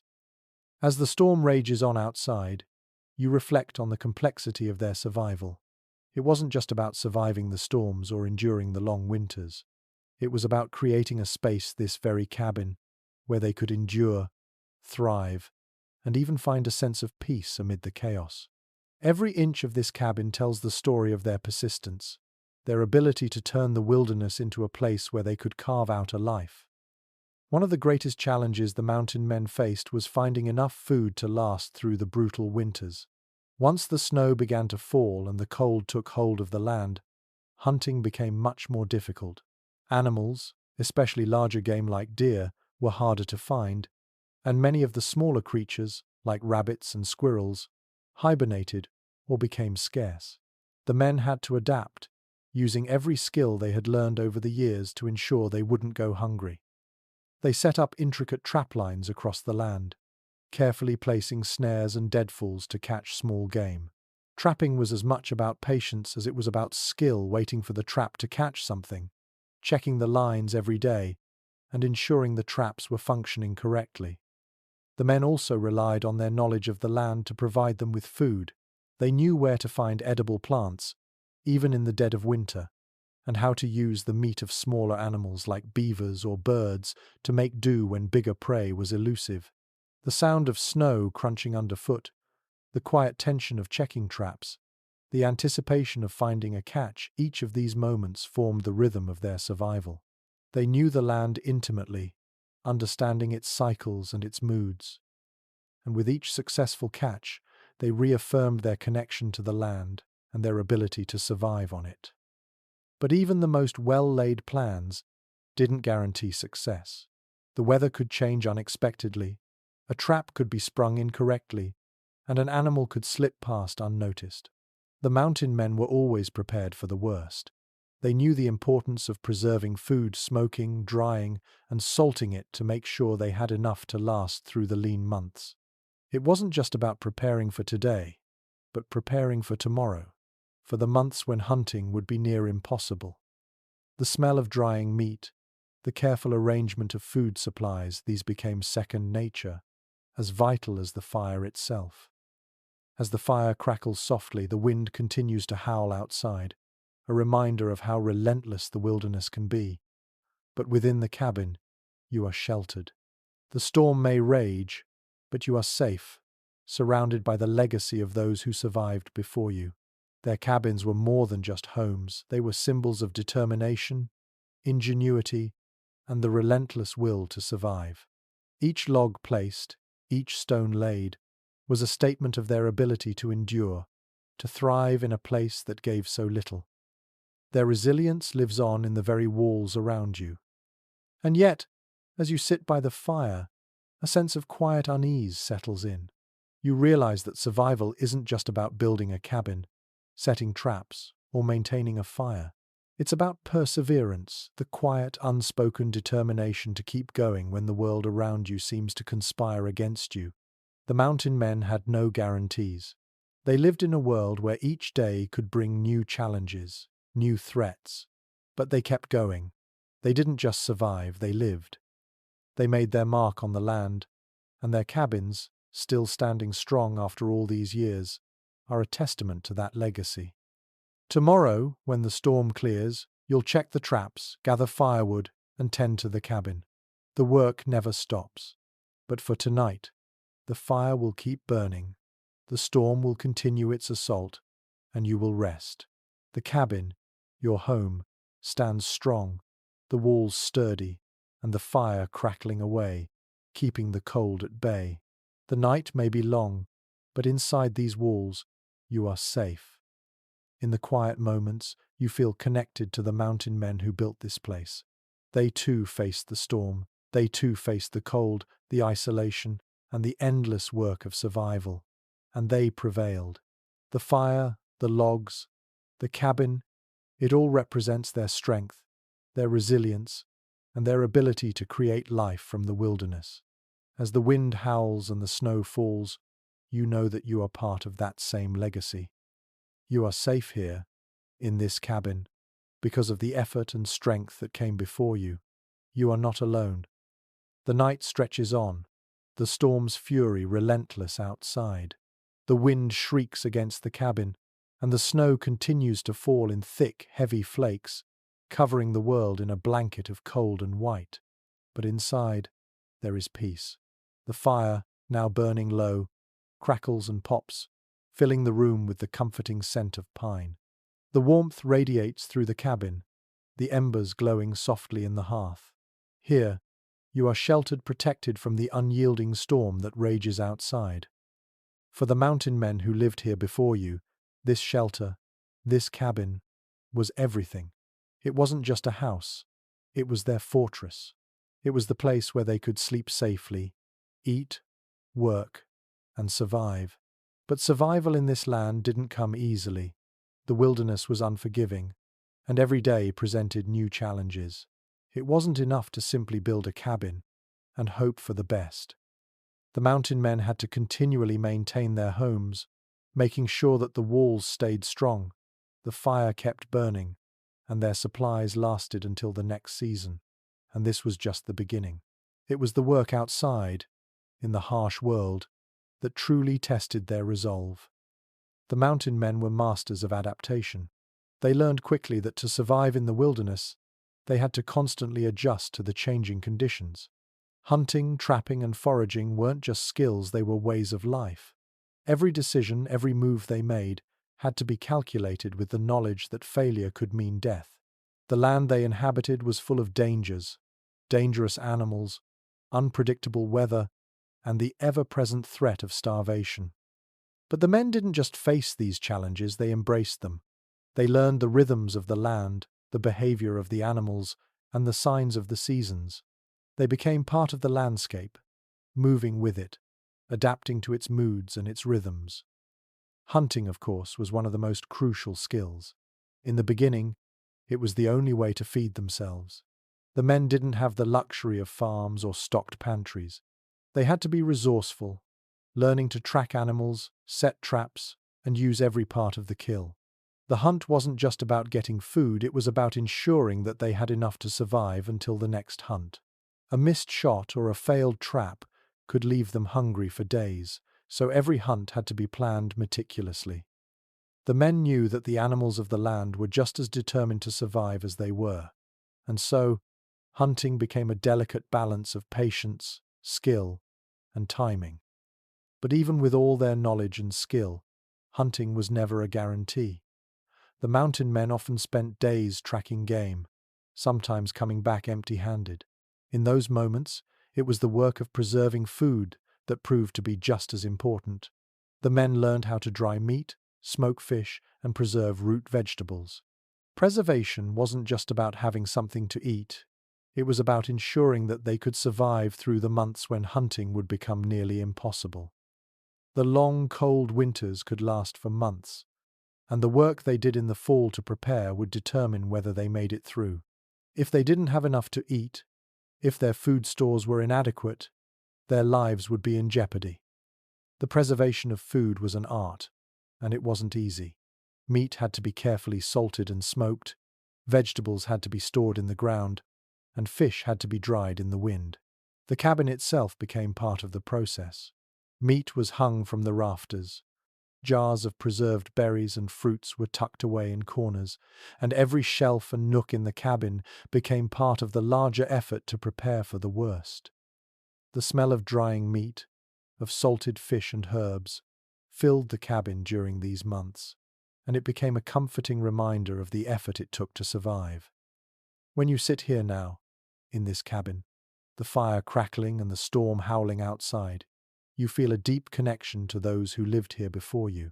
Their daily lives were filled with the constant work of survival, hunting, preserving, maintaining the cabin, and staying warm. They didn't have the luxury of convenience. Everything they needed to survive had to be earned. And though they were isolated in the wilderness, though they faced hardships that would break most people, they carried on. Their resilience was a quiet, steady force, and it's that same resilience that lives on in the cabin you now call home. In the silence of the cabin, with only the fire and the storm outside as company, you begin to appreciate the true weight of what the mountain men endured. They lived lives that were constantly tested by the elements, and they met each challenge with strength, ingenuity, and perseverance. They adapted to a world that was, at times, indifferent to their struggles, and they did so without complaint. They understood that survival wasn't a matter of brute strength alone, it was about knowing the land, reading the signs, and being prepared for whatever might come. The fire burns lower now, its warmth still lingering in the air, but the storm continues to rage outside, a reminder of the world beyond the safety of your cabin. You have come to understand the truth of this place, that survival in the wilderness isn't just about building a cabin or gathering food. It's about persistence, resilience, and the quiet determination to thrive in a place that constantly tests your limits. As the night stretches on, the storm outside doesn't seem so daunting anymore. You are here, in this cabin, surrounded by the legacy of those who came before you. The work continues, the challenges persist, but for tonight, you are safe. Tomorrow, there will be more to do, more wood to chop, more food to gather, and more tasks to maintain this small but sturdy cabin. But for now, you rest. You rest because you know that the legacy of survival that runs through the walls of this cabin lives on in you. The storm outside seems to have settled, though the wind still whispers through the cracks in the walls, reminding you that the wilderness is never truly at rest. But inside your cabin, there is a stillness, a quiet that wraps around you like the warmth of the fire. The snow outside has buried the world in white, turning the trees into skeletal sentinels, their branches heavy with snow, and the landscape into a stark, unforgiving expanse. But here, in the warmth of your cabin, you are sheltered from the storm. The mountain men who built these cabins knew what it took to endure this isolation, to create a home from the raw materials of the land, a place to rest, a place to fight off the cold and the loneliness. Each day in the wilderness was a constant negotiation with nature. The land provided, but only if you knew how to work with it. The men who first built this cabin understood that survival wasn't just about enduring the storms, the cold, or the hunger. It was about living with the land, using what it offered, and learning to bend with the winds, not break under them. They didn't build their homes to withstand only the seasons, they built them to survive the constant changes of the wilderness. There were no shortcuts in the mountains, no fast way to ensure survival. Every task, from gathering firewood to maintaining the cabin to setting traps, required time, patience, and skill. The men knew that they could not afford to waste time. If they did, the consequences could be dire. A cabin that wasn't properly maintained could collapse under the weight of the snow. Food that wasn't properly preserved could spoil and leave them hungry. The wilderness didn't offer second chances. Every decision was a matter of life and death. But it wasn't just the physical labor that made survival so difficult. The isolation, the loneliness of being so far from civilization, was one of the toughest battles the mountain men had to fight. They spent months without seeing another soul, sometimes going for years without the companionship of a fellow human being. The silence of the wilderness could be deafening. The days would pass slowly, the work relentless, the cold biting at their bones. But the mountain men knew that to survive, they had to stay strong, both physically and mentally. They couldn't afford to let the isolation wear them down. In these moments of solitude, the cabin itself became more than just a shelter. It became a lifeline. The walls of the cabin, the fire in the hearth, the tools they used, it was all part of their survival. The men relied on the cabin for more than warmth or safety. They relied on it for comfort, for a sense of stability in a world that was constantly changing. The cabin became a symbol of their ability to endure, their ability to carve out a space in the world that was entirely their own. As you sit by the fire, the crackling of the wood and the soft glow of the embers fill the room. You can hear the storm outside, but inside, there is peace. The work of the day is done, and you've survived another night. The mountain men who built these cabins did the same thing, day after day, year after year. They kept going, even when the weather seemed unbearable, even when the work felt endless. They understood that survival wasn't just about battling nature, it was about working with it, understanding its rhythms, and adapting to its challenges. But the mountains were never fully tamed. The men knew that the wilderness was always there, lurking just outside the door, ready to reclaim everything they had built. And yet, it was in that constant struggle against the elements, against the isolation, against the loneliness that they found meaning. It was in the small victories, the fire that burned all night, the trap that caught a meal, the cabin that stood strong against the storm, that they found purpose. The wilderness didn't make survival easy, but it gave the mountain men the opportunity to prove their strength, to prove their resilience, and to prove that they could carve out a life in a place that seemed intent on rejecting them. The fire in the hearth crackles louder, the last of the wood burning away into glowing embers. You can feel the warmth of the fire seep into your bones, a comfort in the otherwise cold stillness of the cabin. You think back to those early days, to the first men who settled here, and you understand something vital. Survival is not just about what you have, it's about what you do with what you're given. These men didn't have much. They had the land, they had their wits, and they had the tools they could make with their own hands. And that was enough. Outside, the wind continues to howl, but inside, you are safe. The cabin stands strong against the storm, a testament to the perseverance and resilience of those who came before you. The work will continue tomorrow. There's always more to do. The firewood must be chopped, the traps checked, the cabin maintained. But for tonight, you rest. The quiet of the storm outside contrasts with the steady warmth inside, and you feel the deep satisfaction of knowing that, for now, you've made it. You are part of the same legacy that these mountain men left behind, a legacy of strength, survival, and the will to endure. Tomorrow the storm will have passed, and you'll venture back out into the wilderness. But tonight, you are safe. Tonight, you rest. The storm has finally begun to ease, the howling wind now only a faint whisper as it drifts through the trees. The world outside has been transformed. What was once a chaotic swirl of snow and ice is now a quiet, frozen landscape, still and serene. The cabin, though, stands strong. The work of the past days and weeks felling trees, chopping wood, sealing gaps in the walls has paid off. You are safe here, nestled in the warmth and comfort of a place built by hands that were determined to survive, to endure, and to thrive in the wilderness. As you sit by the fire, watching the last embers burn out, you think about the mountain men who built this cabin. For them, the act of creating a shelter wasn't just about finding a place to stay, it was a way to assert control over the land. The wilderness may have been harsh and unyielding, but they carved a space for themselves in it. The cabin wasn't just a refuge, it was a statement of their resilience, their ability to adapt, and their deep connection to the land they called home. But building the cabin was just the beginning. The true challenge lay in maintaining it, and more importantly, maintaining their place in the wilderness. The world outside the cabin was unpredictable, always shifting with the weather, the seasons, and the demands of the land itself. And the men who built these homes knew that the real test of survival wasn't just in the construction of the shelter, it was in the constant vigilance required to keep it standing, to keep it functional, and to keep themselves alive.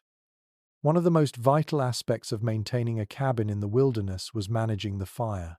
The fire wasn't just for warmth, it was the heart of the cabin. It provided heat, light, and a way to cook food. The mountain men understood that without a fire, survival was impossible. The cold in the mountains could freeze a man in hours, and without fire, the cabin would be nothing more than a cold, empty shell. The fire had to be tended to constantly, day and night. There were no rest days when it came to the fire. Each log added to the hearth was a lifeline, ensuring that the men could keep the cold at bay, if only for a little longer. The challenge, however, wasn't just in keeping the fire burning, it was in the fuel. The men had to gather wood constantly, chopping and stacking it to ensure they had enough to last through the long winters. They worked tirelessly, knowing that each log they split and stacked would mean another night of warmth, another day of survival. The work of chopping wood never stopped. The men would wake before the sun rose, heading out into the cold to find more fallen trees, to cut the wood and haul it back to the cabin. They knew that the effort was never ending, but it was the price they had to pay to stay alive. But even with all the wood they could gather, the fire alone wasn't enough to ensure survival. They had to be resourceful in every way. Every part of the animal they hunted was used: its meat for food, its fur for warmth, and its bones for tools. The mountain men knew how to turn every resource into something useful. The wilderness didn't give freely, it only gave what was earned, and the men earned it with every hour of sweat, every moment of toil. The work was never easy, but it was necessary.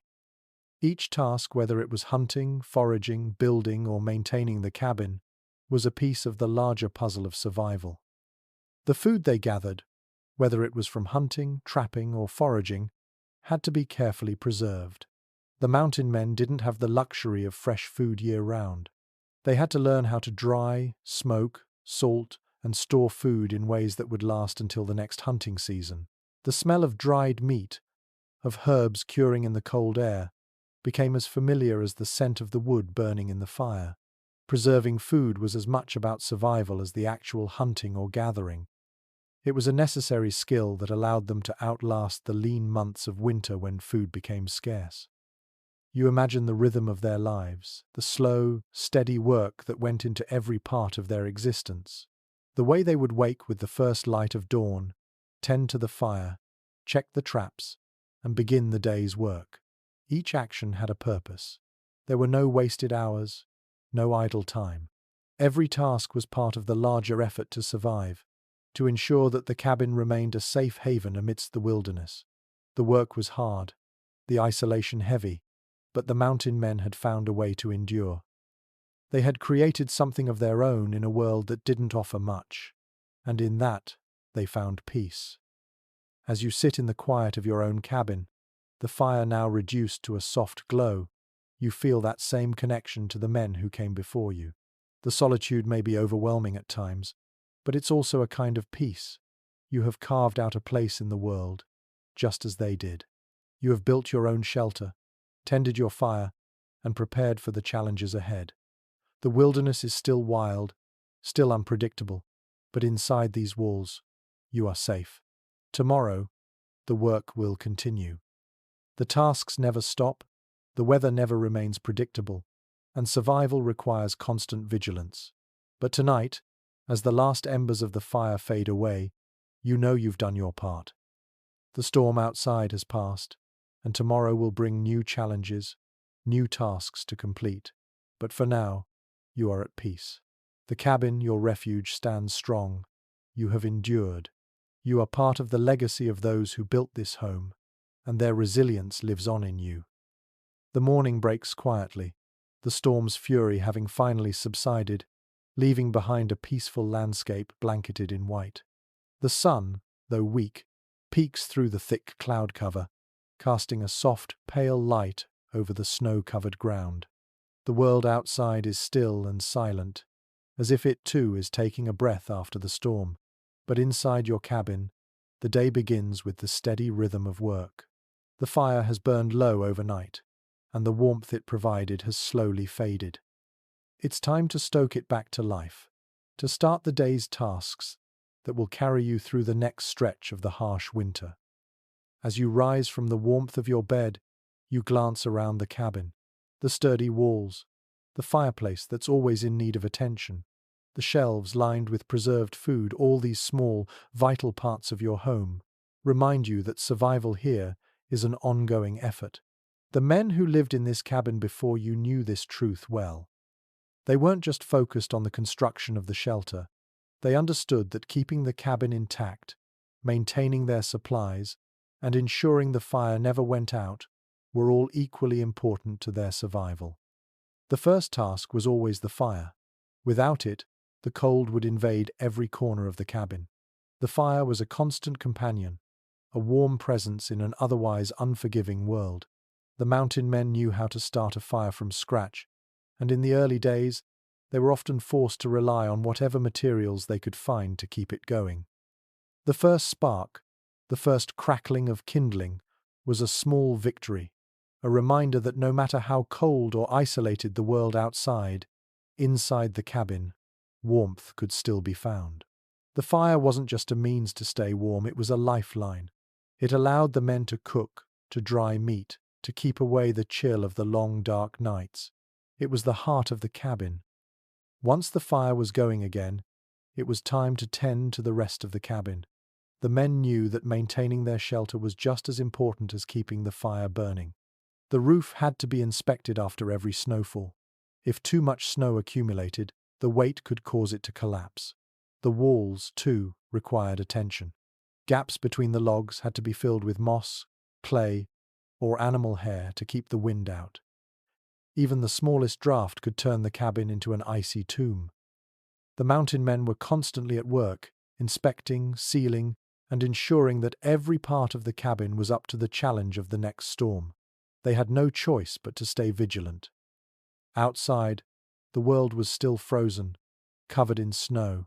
The air was crisp and cold, but there was something peaceful about it. The men who lived here before you knew that the landscape could be both beautiful and harsh, a place of solitude and isolation, but also of incredible freedom. The mountains were unforgiving, but they also offered something that the men cherished: independence. There were no rules out here, no one to tell them what to do. The land was theirs to work with, to shape as they saw fit. It was a harsh, difficult existence, but in that difficulty, there was a kind of freedom that couldn't be found anywhere else. The day ahead would be filled with the same tasks as always: gathering firewood, checking the traps, ensuring that the cabin remained secure. But even as you carry out these tasks, you know that there's something more beneath it all. It's not just about surviving the day or the winter. It's about proving that you can thrive in a place that seems designed to break you.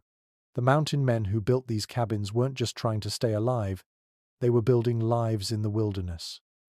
They were making something out of nothing, carving a space for themselves in a world that gave nothing freely. And, in the process, they created something that would outlast them. As you move through the familiar motions of the day, chopping wood, checking the traps, you can't help but think about the men who built this place. They had no maps, no guides, no roads to follow. They had only their instincts, their knowledge of the land, and their ability to create something from what the wilderness offered. Every log they cut, every trap they set, every gap they filled, these were the marks of their survival. The cabin they built wasn't just a shelter, it was a symbol of their resilience, their ingenuity, and their ability to turn a harsh, unforgiving world into a place they could call home. In many ways, their story is your story. The tasks you carry out today, the work that fills your day, is the same work that kept them alive. You, too, are part of this legacy. You're living in a place that has been built by hands that understood what it meant to survive, to adapt, and to make something out of nothing. The cabin is a testament to that. It stands as a reminder that, no matter how difficult the world may be, you can carve out your place in it, find shelter, and make it your own. As the day stretches on and the storm outside finally dies down, you feel a quiet sense of accomplishment. The fire is crackling again, the cabin is secure, and the world outside is still and peaceful. Tomorrow will bring new challenges, new tasks to keep the cabin standing. But for now, you have done enough. The work continues, as it always does. But tonight, you rest, knowing that you are part of a long legacy of survival and resilience. The mountain men who built these cabins before you didn't just survive the wilderness, they conquered it, turning it into a place where they could thrive. And now, in this cabin, you too are a part of that victory. The quiet of the post-storm world outside the cabin is a welcome change from the howling winds and swirling snow of the previous days. As the sun rises higher in the sky, its pale light dances off the snow, casting long shadows across the landscape. The world outside looks serene, almost magical in its stillness. But you know better. The wilderness is never as peaceful as it appears. It is a place of constant flux, of hidden dangers, and relentless challenges. But inside this cabin, you are safe for now. The fire, though low, continues to provide warmth, and the walls that shelter you hold firm against the cold and the world beyond. You take a moment to reflect on the task ahead today.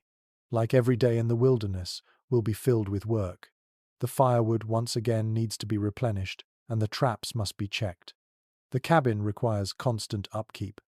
Even the smallest imperfection, whether a loose log or a cracked wall, could make a life or death difference when the storms return. The mountain men who built this cabin knew this truth well. Their survival depended on the care they took with their shelter, the tools they made, and their understanding of the land around them. They were not just living, they were creating a life that would endure in the face of the wilderness's unyielding demands. For them, the cabin wasn't just a place to sleep, it was a symbol of their struggle and triumph. Every log that was notched and stacked, every crack sealed with moss or animal fur, every piece of firewood chopped was a testament to their perseverance. They were building more than a structure. They were building a life, carving out a space where they could thrive despite the harshness of their surroundings. The cabin they constructed wasn't just shelter, it was a manifestation of their will to endure and to adapt. The tasks that filled their days were endless. They had to be both craftsmen and survivalists, constantly adapting to the changing seasons and the unpredictable nature of the land. The men who lived here didn't just hunt and trap, they had to master every aspect of survival. They needed to know the land, its rhythms, and its challenges intimately. They learned to work with the land, using it to build their shelter, gather food, and keep themselves safe from predators. They understood the importance of foresight, preparing for the winter when the weather was still mild, gathering firewood, preserving food, and fortifying their homes against the snow. The isolation of the wilderness was perhaps the most difficult challenge they faced. It was not just the cold or the danger of predators, it was the loneliness. The men would go months without seeing another person. They were cut off from the world they had once known. In these moments of solitude, the cabin became more than just a shelter. It was a refuge, a place of solace in the midst of isolation. The mountain men knew how to fill their days with purpose, whether it was hunting, repairing the cabin, or recording their thoughts in journals. But even in their quiet moments, they understood the toll that solitude could take. As you sit by the fire, watching the embers glow, you feel a connection to those men, their lives unfolding in the very space you now inhabit. They endured what you are enduring now. The cold, the isolation, the constant work, and the quiet strength required to keep moving forward. They were part of a larger narrative, one of survival in an unforgiving land. Their cabins, built with care and sweat, are a testament to their resilience. And now, you too are living that story.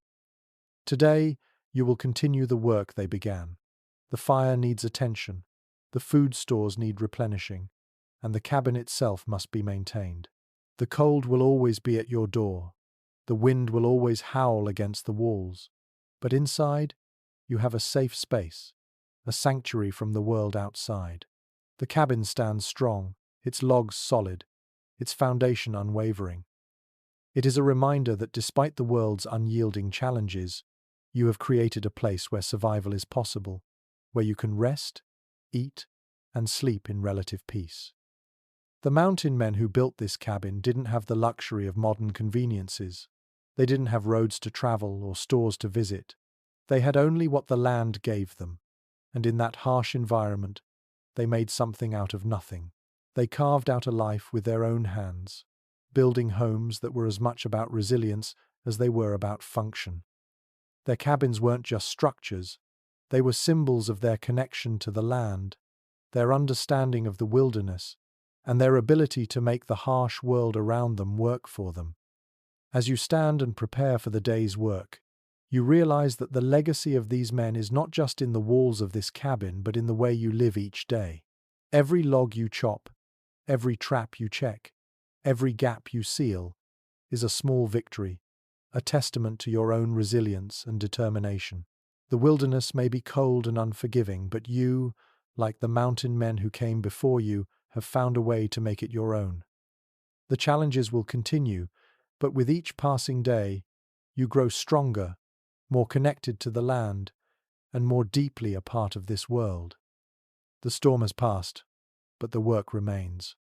As you step outside and feel the crisp air against your face, you understand that survival isn't just about enduring the harshness of the wilderness, it's about thriving in it. And with each task, each challenge, each small victory, you're becoming a part of the enduring spirit of the mountain men. The sun now sits low in the sky, casting long shadows across the snow-covered landscape outside your cabin. The morning's work is behind you. Wood has been chopped, the fire rekindled, and the traps checked. Yet, the tasks never truly end. In the wilderness, there is always something that needs attention, some task that cannot be left unfinished. As you sit by the fire, taking a moment to rest, you can't help but think about the men who lived here before you, the mountain men whose hands built this very cabin. They, too, must have spent hours tending to the smallest details, ensuring that their lives would continue in this rugged place. It wasn't just the cold they battled, it was the ever-present feeling of being isolated from the rest of the world. The men who built this cabin spent long stretches without seeing anyone else. For most, it was a way of life. They didn't see the isolation as something to fear, they embraced it. They understood that in this world, where the land was untamed, they had to rely on themselves. The cabin was their safe haven, but it was also their fortress, their only refuge from the brutal elements outside. But the solitude wasn't always comforting. The mountain men lived in a world where survival wasn't just about strength, it was about patience and resourcefulness. The smallest mistake, the most minor oversight, could be the difference between life and death. They didn't have the luxury of convenience. The cabins they built were essential to their survival. They needed to be strong, airtight, and able to withstand the worst the wilderness had to offer. Each log that was placed, each stone set, had to be perfect. No gaps, no cracks. Not a single detail could be overlooked. And yet, as demanding as the physical labor was, the mental toll of isolation could be just as great. To be so far from civilization, so far from any kind of community, could wear down even the strongest man. But the mountain men knew that their survival depended on their ability to manage both their physical and mental well-being. They learned to find solace in the land itself. They found comfort in the solitude, in the quiet hours spent alone with only the fire and the sound of the wind for company. This isolation wasn't a weakness, it was a test of their resolve. You reflect on how much of that same spirit has taken root in you. The work, the isolation, the daily grind. It all feels like part of a larger story, one that connects you to those who lived here before. Just as they did, you've learned to adapt. The cabin you now occupy isn't just a shelter from the cold, it's a manifestation of survival itself. Every day, you find yourself learning more about the land, the weather, and the rhythms of life in the wilderness. You've begun to understand the cycles, the quiet before the storm, the calm after it passes, and the ways in which the land both challenges and nurtures you. The work that once felt endless is now familiar. The fire, the food, the cabin, each task is a part of a larger pattern, a rhythm that has become second nature. As you step outside to check the traps once more, you are greeted by the quiet of the snow-covered land. The crisp air bites at your face, and the snow crunches underfoot. There is something peaceful about this world, even with its dangers, even with the constant work. The wilderness, in all its harshness, has a quiet beauty to it. The wind whispers through the trees, the world untouched by the hustle and bustle of civilization. It is a world where survival is a way of life, a life that requires respect for the land, for the elements, and for the lessons learned by those who came before. You walk to the traps, your boots leaving deep impressions in the snow. The crunch of the cold beneath your feet is the only sound, and it becomes a familiar rhythm, one that seems to echo through the quiet world around you. As you check the traps, you notice how the wilderness, despite its challenges, offers its rewards. The animals that come from the land, the resources that are available, everything is interconnected. The mountain men understood this better than anyone. They knew that to live here, to truly thrive, they had to respect the land, work with it, and take only what they needed. The land doesn't give freely, but it offers opportunities to those who are willing to learn. The mountain men were masters of this, masters of adapting to their environment and using the land's resources wisely. They didn't fight nature, they learned to live with it. They understood that survival wasn't just about fighting the storm, it was about understanding when to wait, when to move, and when to act. They found a balance, a rhythm that allowed them to carve out a life in the wilderness. As you return to the cabin, you feel the weight of that same knowledge. The mountain men didn't just survive, they thrived. They built lives from the wilderness, from the very elements that most people would have turned away from. They built cabins, but they also built something deeper, a relationship with the land that allowed them to survive, to live on their own terms. The storm outside has passed, the wind now a soft murmur, but you know that the work continues. It always does. There is always something that needs to be done. But there is a quiet satisfaction in knowing that you have a place here, a cabin built with your own hands, just as it was for those who came before, and with each passing day, you are part of that same legacy. The cabin stands strong, its walls secure, the fire burning steady. The world outside may be harsh, but inside, there is warmth. And in this space, you are not just surviving, you are thriving. Like the mountain men who once called this place home, you've learned to adapt, to live in harmony with the wilderness, and to build a life that endures. As the evening light fades, the world outside the cabin takes on a peaceful, almost dreamlike quality. The sun's last rays reflect off the snow, casting the land in shades of pink and gold. The storm has passed, leaving a serene quiet in its wake. It is in moments like these, as the fire crackles softly and the night settles in, that you truly understand the legacy of those who came before you. The mountain men who built this cabin didn't just endure the wilderness, they lived it, breathed it, and made it their own. Their presence lingers here, in the logs, in the earth beneath your feet, and in the very air that surrounds you. The cabin, with its sturdy walls and warmth, is more than just shelter, it's a reflection of the men who crafted it, their ingenuity, and their resilience. Every log was placed with purpose, every nail driven with determination. These men understood that to survive in the wilderness, they had to build something that could withstand not only the elements, but also the isolation, the hunger, and the constant need for vigilance. This was not a life of convenience, it was a life of survival, where each day was a test of strength and skill. But beyond the physical challenges of survival, there was also the mental toll of isolation. The mountain men knew that their survival didn't just depend on their ability to hunt, trap, or build, it depended on their ability to maintain their sense of purpose in the face of solitude. They were often miles away from the nearest neighbor, cut off from the world they once knew. Yet, they found ways to fill the silence.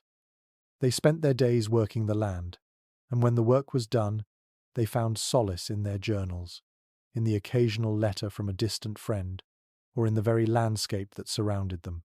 The solitude, though difficult, became a part of their lives, shaping them into men who were not only physically capable, but also mentally resilient. You can almost hear their quiet voices, the hum of their labor, the sound of tools being sharpened, logs being chopped, and fires being stoked. The mountain men's lives were filled with work, but it was the kind of work that brought a sense of accomplishment. It wasn't always glamorous or easy, but it was necessary. They didn't have the luxury of waiting for help or expecting things to come easily. Everything was earned. The food they ate, the warmth they felt, and the shelter they had were all products of their own effort. And yet, there was a profound satisfaction in that effort, a satisfaction that comes from knowing that you've carved out a place for yourself in the world.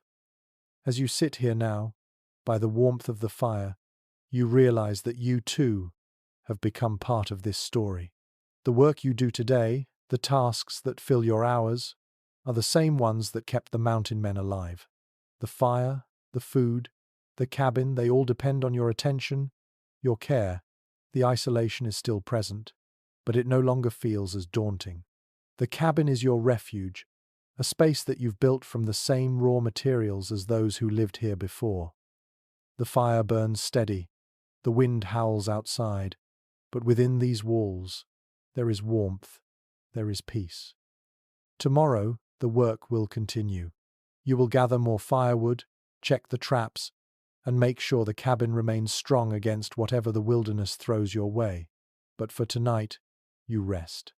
the storm has passed, and the quiet of the wilderness settles around you like a blanket. You are part of this land, just as those who came before you were. You have learned to live with the wilderness, not against it, and in doing so you have created something that endures. The mountain men understood the harshness of the wilderness, but they also understood its beauty. They saw the land not just as a challenge to overcome, but as a partner in their survival. They knew that the land could provide, but only if you learned to respect it, to work with it. And that respect, that understanding, is what allowed them to build homes, to survive winters, and to create a life that was entirely their own. As you sit by the fire, you are reminded of that spirit of survival. The wilderness is still wild, still unpredictable, but inside this cabin you are safe. The fire burns bright, and the world outside is still. For tonight, you are not just surviving, you are living. The legacy of the mountain men is alive in you, in the way you've learned to adapt, to endure, and to find peace in the solitude of the wilderness. Tomorrow, the work will continue, but for now, you rest, knowing that you are part of a story that has been told for generations. The night outside the cabin is still. The snow, though thick and deep, has settled in quiet drifts, leaving the world bathed in a soft, cold glow. The moon, faint but bright, casts long shadows across the land, turning every snow-covered branch into a silhouette. The wind has died down to a whisper, the howling of the past days replaced by the silence of the wilderness. In this moment, everything seems to be at peace. But within your cabin, there is a quiet energy, a readiness for whatever the next day may bring. You sit by the fire, the embers glowing red and warm, casting a flickering light on the walls of the cabin. The stillness of the night is a comfort, but it's also a reminder of the constant work that comes with living here. There is never truly a moment to rest for long. The mountain men who built this cabin knew this well. For them, every quiet moment was a brief respite before the next challenge. The cold never fully relented, the food never fully abundant, and the isolation never fully eased. Each day, they had to find strength in the tasks that awaited them, no matter how tiring, no matter how relentless. The cabin, though small, was a fortress against the wilderness. Every log, every piece of wood, was carefully chosen and placed with precision. The roof had to be strong enough to hold back the snow, the walls needed to be tight enough to keep the wind from slipping in, and the foundation had to be secure enough to hold the structure steady through the years. The men who built it didn't just construct a shelter, they created a life in the mountains. They knew that every crack, every crevice, every gap in the wall could invite the cold, and they made sure their cabin was sealed tight against the elements. You can't help but imagine the men who first lived in this place, their days filled with labor, their lives filled with a quiet determination. Each log they cut, each wall they built, each piece of firewood they stacked was done with the knowledge that survival required constant effort. There were no shortcuts. There was no one else to turn to for help. They had to rely on themselves, on their skill, and on the knowledge they had of the land. The wilderness was both a companion and an adversary. It offered resources, but it also demanded respect, and the mountain men who built this cabin understood that. The fire crackles and pops, sending a shower of embers into the air, but the warmth it provides is a comforting presence in the quiet cabin.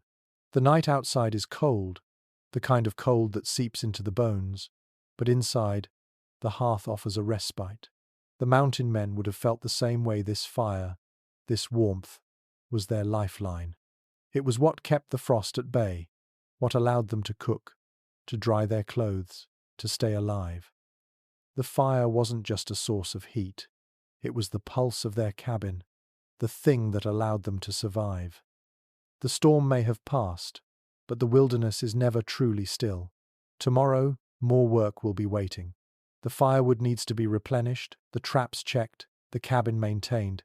And yet, there's a quiet satisfaction in knowing that, like the men before you have become part of the cycle of survival. The daily tasks, though never-ending, are what keep you anchored in this place. Each action, Each decision is a small victory over the cold and the isolation. The wilderness may be harsh, but with every log chopped, every trap set, every meal prepared, you are asserting your place in it.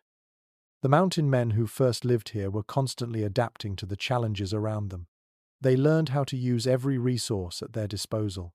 They hunted, fished, trapped, and foraged, using the land's bounty wisely. They made their homes from the trees around them, and they knew how to survive when the land seemed to give nothing.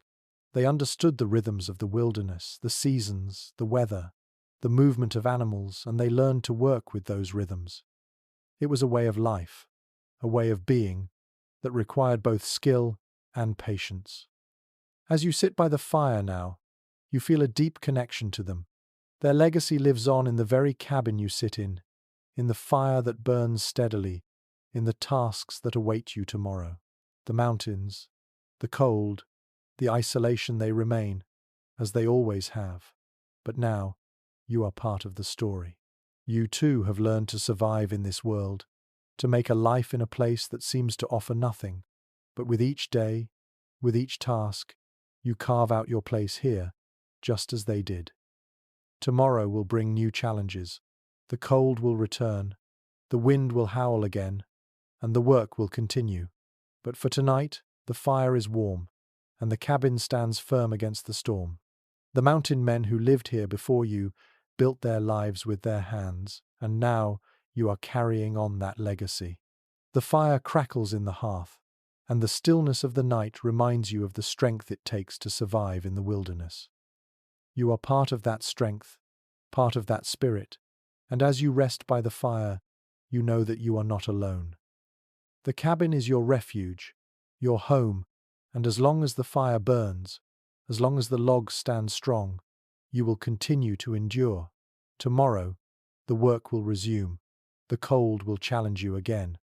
But for now, you rest, knowing that the mountain men who built this place before you would be proud. You are living their story. The fire is a steady, comforting presence in the cabin, crackling gently as the last of the day's light fades away. Outside, the world is wrapped in darkness, the quiet of the night stretching across the snow-covered landscape. The storm has passed, and the wilderness has settled into its familiar rhythm. But for you, in this cabin, there is a quiet stillness that brings a sense of peace, a peace that has been earned through the labor of the past days and weeks. The men who once lived here, who built these walls and carved out a life from the rugged land, would have known this same feeling, the calm that follows a day's work, the knowledge that you've done what needed to be done, and that you've made it through another day in this vast, untamed world. As you sit by the fire, the weight of the day settles into your bones. The wood is stacked, the traps have been checked, and the cabin is secure.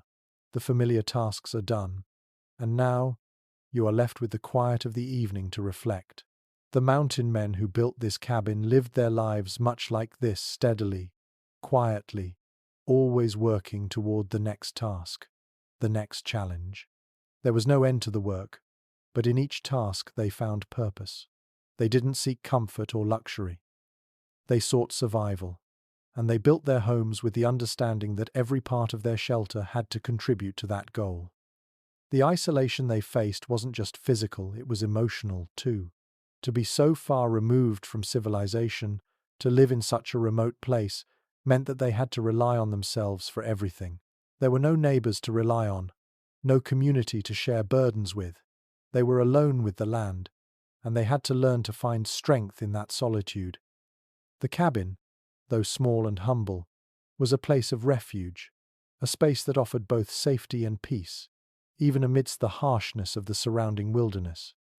You can almost hear their footsteps echo in the cabin, the sounds of men working, living, and surviving in the same space you now occupy. The wind outside might howl, the cold might press against the walls, but inside, they found warmth not just in the fire, but in the work itself. Each log split, each meal prepared, each piece of the cabin maintained, it all played a part in their survival. They didn't just survive the land, they lived with it, used it, and found ways to thrive in its embrace. And so, as you sit here now, wrapped in the warmth of the fire, you can feel the weight of their legacy. The fire burns low, but it still provides a steady glow, a reminder of the effort that goes into survival. The wilderness hasn't softened, and the work is never truly done. But you, too, have learned what they knew, that survival is about more than just existing. It's about making a life, building something that lasts, and finding a sense of peace even in the quiet solitude of the wilderness. The tasks for tomorrow are already forming in your mind. The firewood will need to be replenished, the traps will need to be checked again, and the cabin will need constant care. But for tonight, you rest. The work is done, the fire is steady, and the cabin stands firm against the cold. Outside, the wilderness waits, as it always does, but inside, you are sheltered. The mountain men who built this cabin didn't have the luxury of resting for long, but they knew that the moments of peace were just as important as the moments of work. They were part of the cycle of survival, just as you are now. Tomorrow, the storms may return, and the cold will once again test the strength of your cabin. But tonight, as the fire flickers and the wind whispers outside, you are part of something larger, something timeless. You are living in the footsteps of those who carved out a life here, who made their mark on the land, and who endured against all odds. And with each day, you add your own mark to that legacy. The fire continues to burn softly, the embers glowing in the hearth, and as you settle into the quiet of the cabin, you feel the peace that only comes from knowing you have done your part. Tomorrow, the work will begin again, but tonight, you rest in the knowledge that you have created a life here, just as the mountain men before you did. You've made your place in the wilderness, and you've learned how to survive, not just endure. The cabin is your home, your sanctuary, and in the stillness of the night, it feels like more than just wood and stone. It feels like a living thing, built from the labor and spirit of those who came before, and now, from your own hands. Tomorrow will bring new challenges, new tasks, and new triumphs. But for tonight, you are safe. The fire burns steady, the world outside is still, and you rest, knowing that you are part of the enduring legacy of the mountain men who built this cabin, who lived in this wilderness, and who showed that survival isn't just about enduring, it's about thriving in the face of the wild. The silence of the night is unbroken, save for the soft crackling of the fire. The wind, though still, has left its mark, howling through the trees earlier, but now there is only the soft, steady peace of the wilderness. The moonlight spills across the snow, casting a cool, silvery glow over the world outside, and the stars above seem closer tonight, more vivid, as though they too are taking a breath after the storm has passed. The air is sharp, crisp and clear, but inside the cabin you are sheltered, wrapped in warmth both from the fire and the work of those who came before. The cabin stands as a quiet testament to the mountain men who built it, their hands, their labor, their sweat. Each log that forms the walls, each beam that holds the roof, each notch carved with care tells a story of survival, of adaptation, of finding a way to thrive in a land that gave so little. The work was never easy.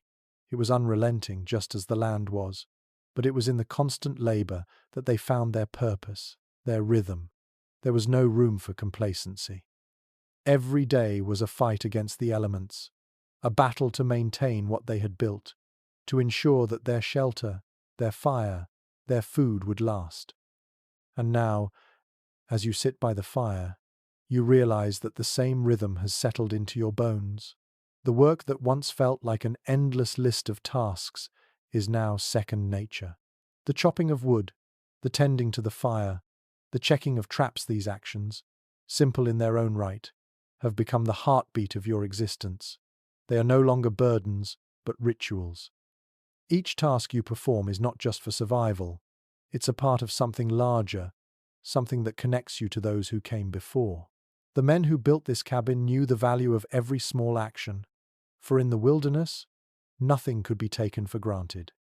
The solitude, which once felt so daunting, now feels like a space in which to breathe. The days are long and filled with work, But the quiet moments, the ones spent by the fire with only the sound of crackling wood and the occasional gust of wind outside, are the moments of peace. These are the times when the mountain men found their strength. They lived not only with the land but with themselves. Alone in the wilderness, surrounded by the wild, they learned to accept the solitude, to find solace in it. The isolation was a challenge, but it also brought clarity, a chance to reflect, to connect with something deeper, something more enduring than the hardships of daily survival. You are a part of that tradition now. The mountain men knew that survival wasn't just about physical strength. It was about mental fortitude, about pushing through the isolation, the cold, the never-ending work, and finding something meaningful in the effort. It's a lesson that rings true for you now. The work of survival is endless, but with each passing day, you grow stronger in body and mind. You've learned to trust yourself, to rely on the land, and to respect the solitude that comes with this place. Outside, the snow continues to blanket the world, the land hidden beneath a soft, white veil. The wilderness remains as it always has been, untamed, vast, and indifferent. Yet, within these walls, you have created a small, enduring haven. The cabin is a fortress, but it is more than that. It is a reflection of the resilience of those who built it, and a testament to your own strength. You are not just surviving in this land, you are living in it, carving out your own space in the wilderness. And like the men who came before, you are learning to thrive here, in the quiet, in the solitude, and in the work that fills each day. Tomorrow, there will be more work. The wind will pick up again, the cold will press against the walls, and the cycle of survival will continue. But for tonight, you are at peace. The fire burns steadily, the warmth radiates through the cabin, and you sit in the comfort of your own labor. You've earned this moment of rest. The mountain men who lived here before you worked tirelessly, but they also understood the value of quiet moments like these, the moments where they could reflect on their efforts, where they could rest and find solace in the stillness of the wilderness. And so, as you sit by the fire, the soft glow of the embers reflecting in your eyes, you are reminded of the legacy you are now a part of. The wilderness may challenge you, but it has also shaped you. The cabin, built by those before you, has become your home, your refuge, and a symbol of endurance, strength, and resilience. The work will never stop, but for now, there is peace. The fire crackles, the wind whispers through the trees, and you are safe within these walls, a part of the unbroken chain of survival that stretches back through the generations. The first light of dawn filters through the small window in the cabin, casting long beams of pale sunlight across the room. The fire, though dim, still holds some of its warmth, a reminder that the night has passed and the day has begun. The world outside is quiet, the snow undisturbed, save for the marks of your own footsteps from the previous day. The storm has passed, but the wilderness is never truly still. The cold is already creeping back into the air, and the land waits, ready for the day's work to begin again.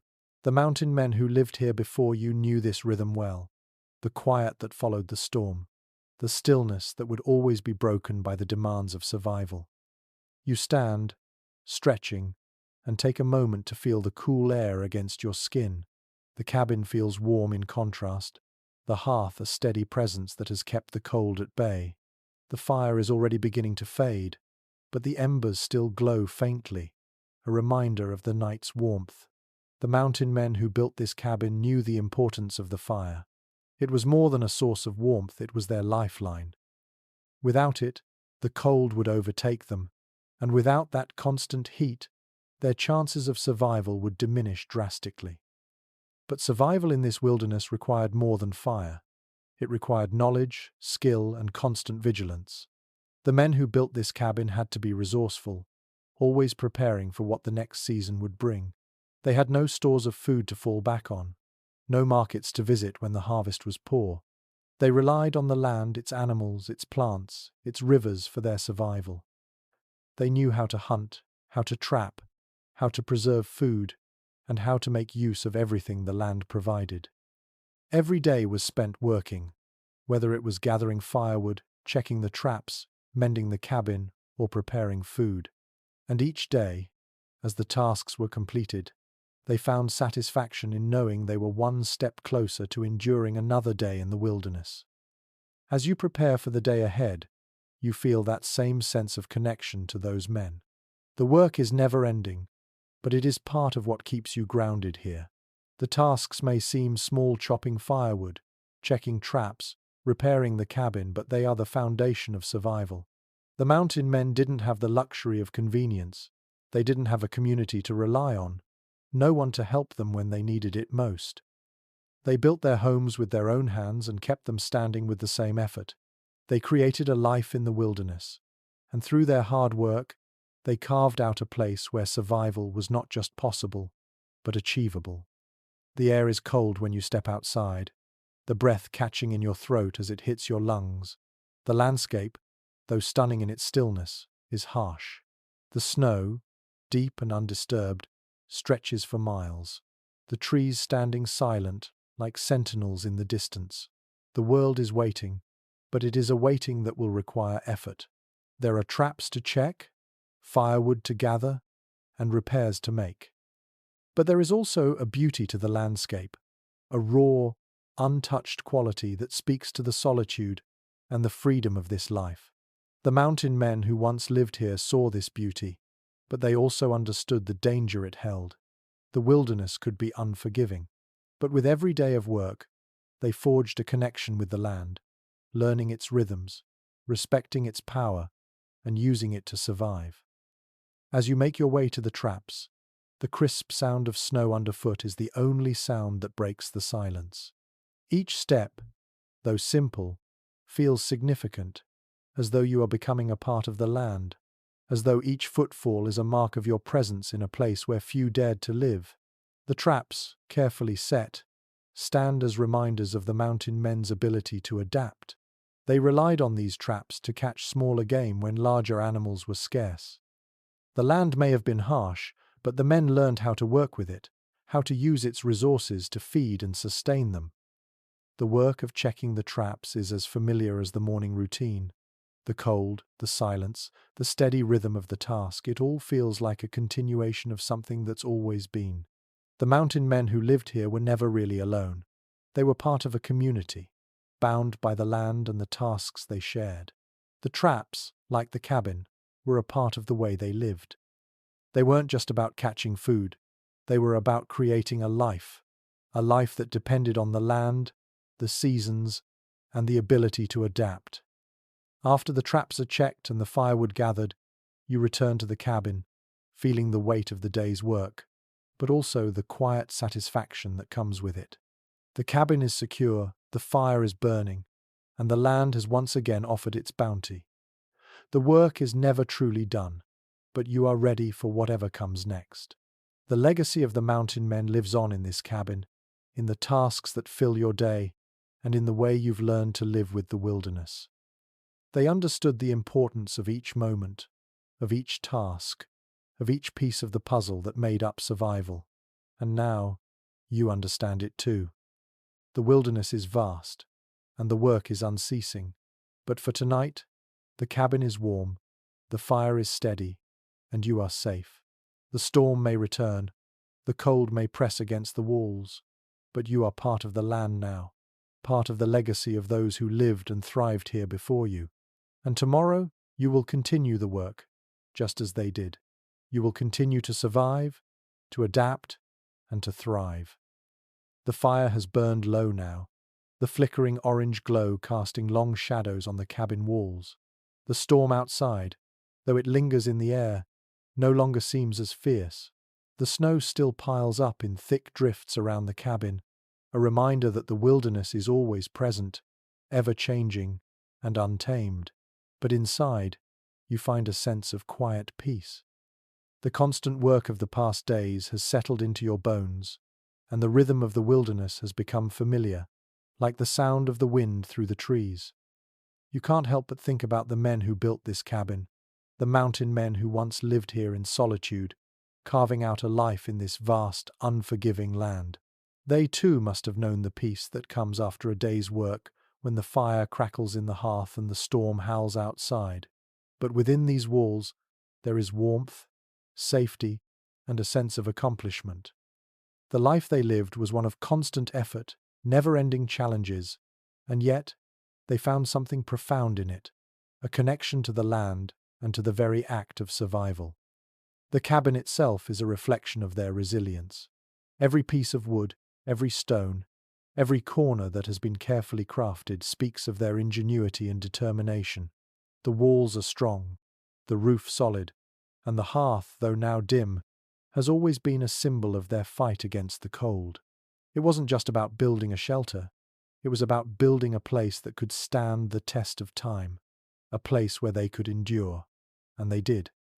They endured not just because of their physical strength, but because of their mental fortitude, their ability to adapt to the constant demands of the wilderness. As you sit by the fire, you reflect on how much of their spirit has become part of you. The work that once seemed endless, the chopping of firewood, the checking of traps, the care of the cabin is now second nature. It has become a part of the rhythm of your life. The solitude that once felt oppressive now feels like a space in which to breathe, to reflect, to find clarity. The wilderness, with all its beauty and danger, has become your teacher, and you, like the mountain men before you, have learned its lessons. The work is never truly done. There is always firewood to gather, the cabin to maintain, the traps to check. The land is constantly shifting, and you must remain vigilant. But there is peace in knowing that you are ready. The lessons learned by those who came before you are now yours, etched into every task you perform, every decision you make. The mountain men didn't just survive, they thrived, because they understood the land, respected its power, and adapted to its ever-changing nature. You too have come to understand these things. You've learned how to make the wilderness work for you, how to survive not just physically, but mentally, emotionally, and spiritually. Tomorrow, the work will continue. The cold will press against the cabin, the wind will howl, and the tasks of survival will remain. But tonight, you rest. The cabin is secure, the fire burns steady, and you are safe. The storm outside is but a distant memory, and in this moment, you are not just surviving, you are living. The mountain men who built this cabin didn't have much, but they had everything they needed to endure: resilience, resourcefulness, and a deep connection to the land. And now, you too have those things. You are part of that legacy, carrying on the traditions of those who came before you. As the fire crackles and the night deepens, you feel a quiet satisfaction settle over you. You have done your part. You've worked the land, maintained your cabin, and kept the fire burning. The wilderness may challenge you, but it will never break you. Tomorrow, you will rise, just as the mountain men did, and face the new day with strength and determination. But for now, the cabin is warm, the storm is over, and you are at peace. The wind may pick up again, the cold may press in, but tonight, you are safe. And tomorrow, you will continue the work that has been passed down through generations, the work of survival, of resilience, and of thriving in the face of the wilderness. The legacy of the mountain men lives on in you, and with each passing day it becomes more and more a part of who you are. The wind, once fierce and unrelenting, has quieted to a soft, almost imperceptible murmur as you wake the next morning. The world outside your cabin is a breathtaking sight. Crystal clear skies stretch endlessly above, the sun casting long, gentle shadows over the snowy landscape. The storm has passed, leaving behind a pristine layer of snow that sparkles in the early light. The wilderness, which was once harsh and unforgiving, now appears serene and still, offering a brief respite before the next challenge arises. The tasks of the day lie ahead, as they always do. But as you move through your morning routine, stoking the fire, gathering your tools, preparing for the day's work, you can't help but reflect on how far you've come. The cabin, once a new, unfamiliar place, now feels like an extension of yourself. Each log, each beam, every corner and crevice is familiar, as though it has become a part of you. The solitude, once overwhelming, has transformed into a quiet companion, and the constant rhythm of survival, the chopping of wood, the setting of traps, the tending of the fire, has become second nature. It wasn't always this way. The first days in this wilderness, when you first arrived, must have felt like a constant battle. The wind, the cold, the isolation, everything was a challenge. But with each passing day, you learned. You learned the language of the land, the way the wind shifts before a storm, the way animals move when they know winter is coming. You learned to respect the wilderness, to listen to it, and in turn, it taught you how to survive. You've become part of this land, just as the mountain men who built this cabin did. The fire crackles gently as you stoke it, the warmth pushing back against the chill of the morning. It is a simple task, but it is the heart of your existence here. Without the fire, the cabin would be nothing more than a shelter from the wind, and you would be nothing more than cold and vulnerable. The mountain men who lived here before you knew this truth well. They didn't just build a shelter, they built a life, and the fire was central to that life. It was the hearth around which everything revolved, the warmth it provided, the light it gave, the meals it cooked. It was the symbol of their ability to endure in a world that gave little and demanded much. As you gather firewood from the pile stacked near the cabin, you pause for a moment to take in the silence of the land. The snow stretches out before you, untouched, like a vast blank canvas. The cold is sharp, biting at your skin, but it is a familiar cold. It is the cold that the mountain men knew well. They felt it in their bones, the way the air changes with each passing season. They had to live with it, adapt to it, or be overwhelmed by it. And they did, in their own quiet way. They made homes from the trees and the land, relying on their wits, their skill, and their sheer determination to survive. Every day in the wilderness is a challenge, but it's also an opportunity. The mountain men knew that survival wasn't just about enduring the hardships, it was about adapting, learning, and becoming part of the land itself. They built homes, yes, but more than that, they built relationships with the wilderness. They worked with the land, not against it. They found ways to make the most of what was given to them, and in doing so, they learned to live not just with the land, but because of it. Now, as you make your way back to the cabin, firewood in hand, you feel that same connection to the land. You've learnt its rhythms. You've become part of its quiet pulse. The cabin is your home, and just like the mountain men before you, you've carved a place for yourself in a world that is wild and untamed. But it's not just about survival. It's about living, finding moments of peace, of quiet satisfaction, even in the midst of the hard work that fills each day. The sun is climbing higher now, and the world around you seems to breathe, coming alive again after the storm. The wilderness, while harsh, is full of beauty.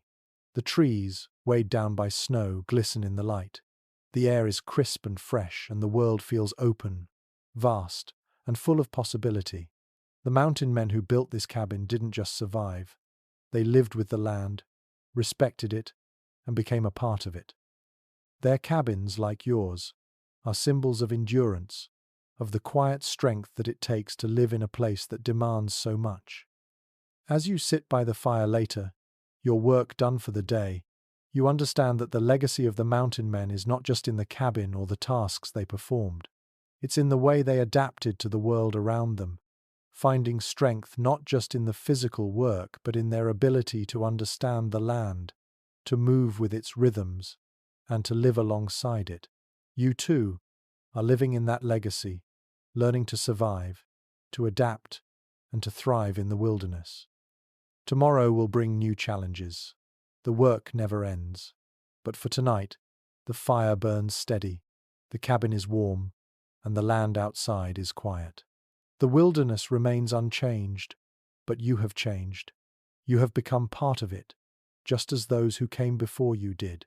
You found a home here, and in the quiet peace that comes with a day's work, You know that you are, at last, truly a part of this land. The fire has begun to dim, the last of its embers glowing softly in the hearth as the night settles in. The storm has passed, leaving behind a world of stillness, untouched by human hands. The snow outside sparkles faintly under the pale light of the moon, the wilderness now quiet, serene, and full of a kind of peaceful resolve. The air is still cold, crisp, but the cabin is warm, and here, inside these walls, you are once again reminded of the labor that has gone into making this place your home. As the last light from the fire fades, you pull your blanket tighter around you, the warmth of it cocooning you against the evening chill. Outside, the world is wild, cold, and beautiful in its quiet isolation. Inside, there is a different kind of beauty, a beauty born of the effort, the determination, and the resilience of those who came before you. The mountain men who lived here were men of action, always working, always moving forward, always adapting to the demands of the land. They didn't just survive, they lived with purpose. And now, you too have learned to live with purpose, moving through the days with the same quiet strength that those men once possessed. You think of the cabin again, of the work it took to build it and maintain it, the logs, the stones, the roof that kept the snow out, the fire that kept the cold at bay. It wasn't just about survival. It was about creating a space to thrive, even in a place that gave so little in return. Every log stacked, every beam placed, every crevice sealed was a symbol of the mountain men's commitment to their survival. And now that same commitment is yours.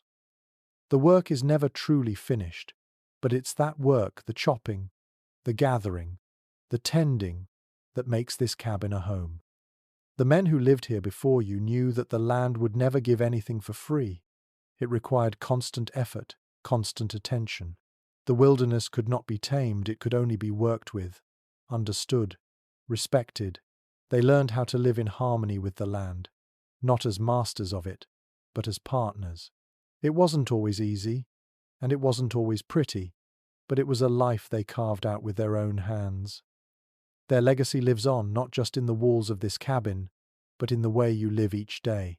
The fire you stoke, the wood you chop, the cabin you maintain, all of these are part of the ongoing legacy of survival and resilience. Tonight, as the wind whispers through the trees and the fire slowly burns out, you feel connected to the men who built this place. You share their determination, their resilience, and their quiet resolve. The isolation that once felt overwhelming now feels like a space to breathe, a space to reflect. It's a place to find peace in the midst of the work, a space to rest when the day's labor is done. It's easy to forget how much effort goes into creating this peace, how much work, how many hours spent building, maintaining, adapting, but tonight, as you sit by the fading fire, you remember. You've come a long way since you first arrived. The land was a stranger, its cold, its isolation, its demands all unfamiliar, but now, you know it.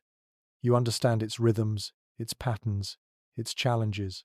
The wilderness is still wild, still unforgiving, but you are no longer a stranger to it. You've learned how to survive in it, how to live with it, how to make it your own. And, just like the mountain men before you, you've learned that survival isn't just about enduring, it's about finding meaning in the work, finding purpose in each task, and learning to live in harmony with the land. Tomorrow, the work will continue. There will be more wood to chop, more fire to stoke, more tasks to complete. The wilderness will continue to test you, continue to challenge you, but you know that you are ready. You've learned the lessons that the land offers, just as those before you did. And with each passing day, you grow stronger in body and spirit. But tonight, as the fire flickers one last time, you rest. The storm has passed, the night is still, and the wilderness outside is as vast and silent as ever. Inside, you are warm, you are safe, and you are at peace. The cabin stands strong, its walls a quiet testament to the labor, the love, and the spirit that built it.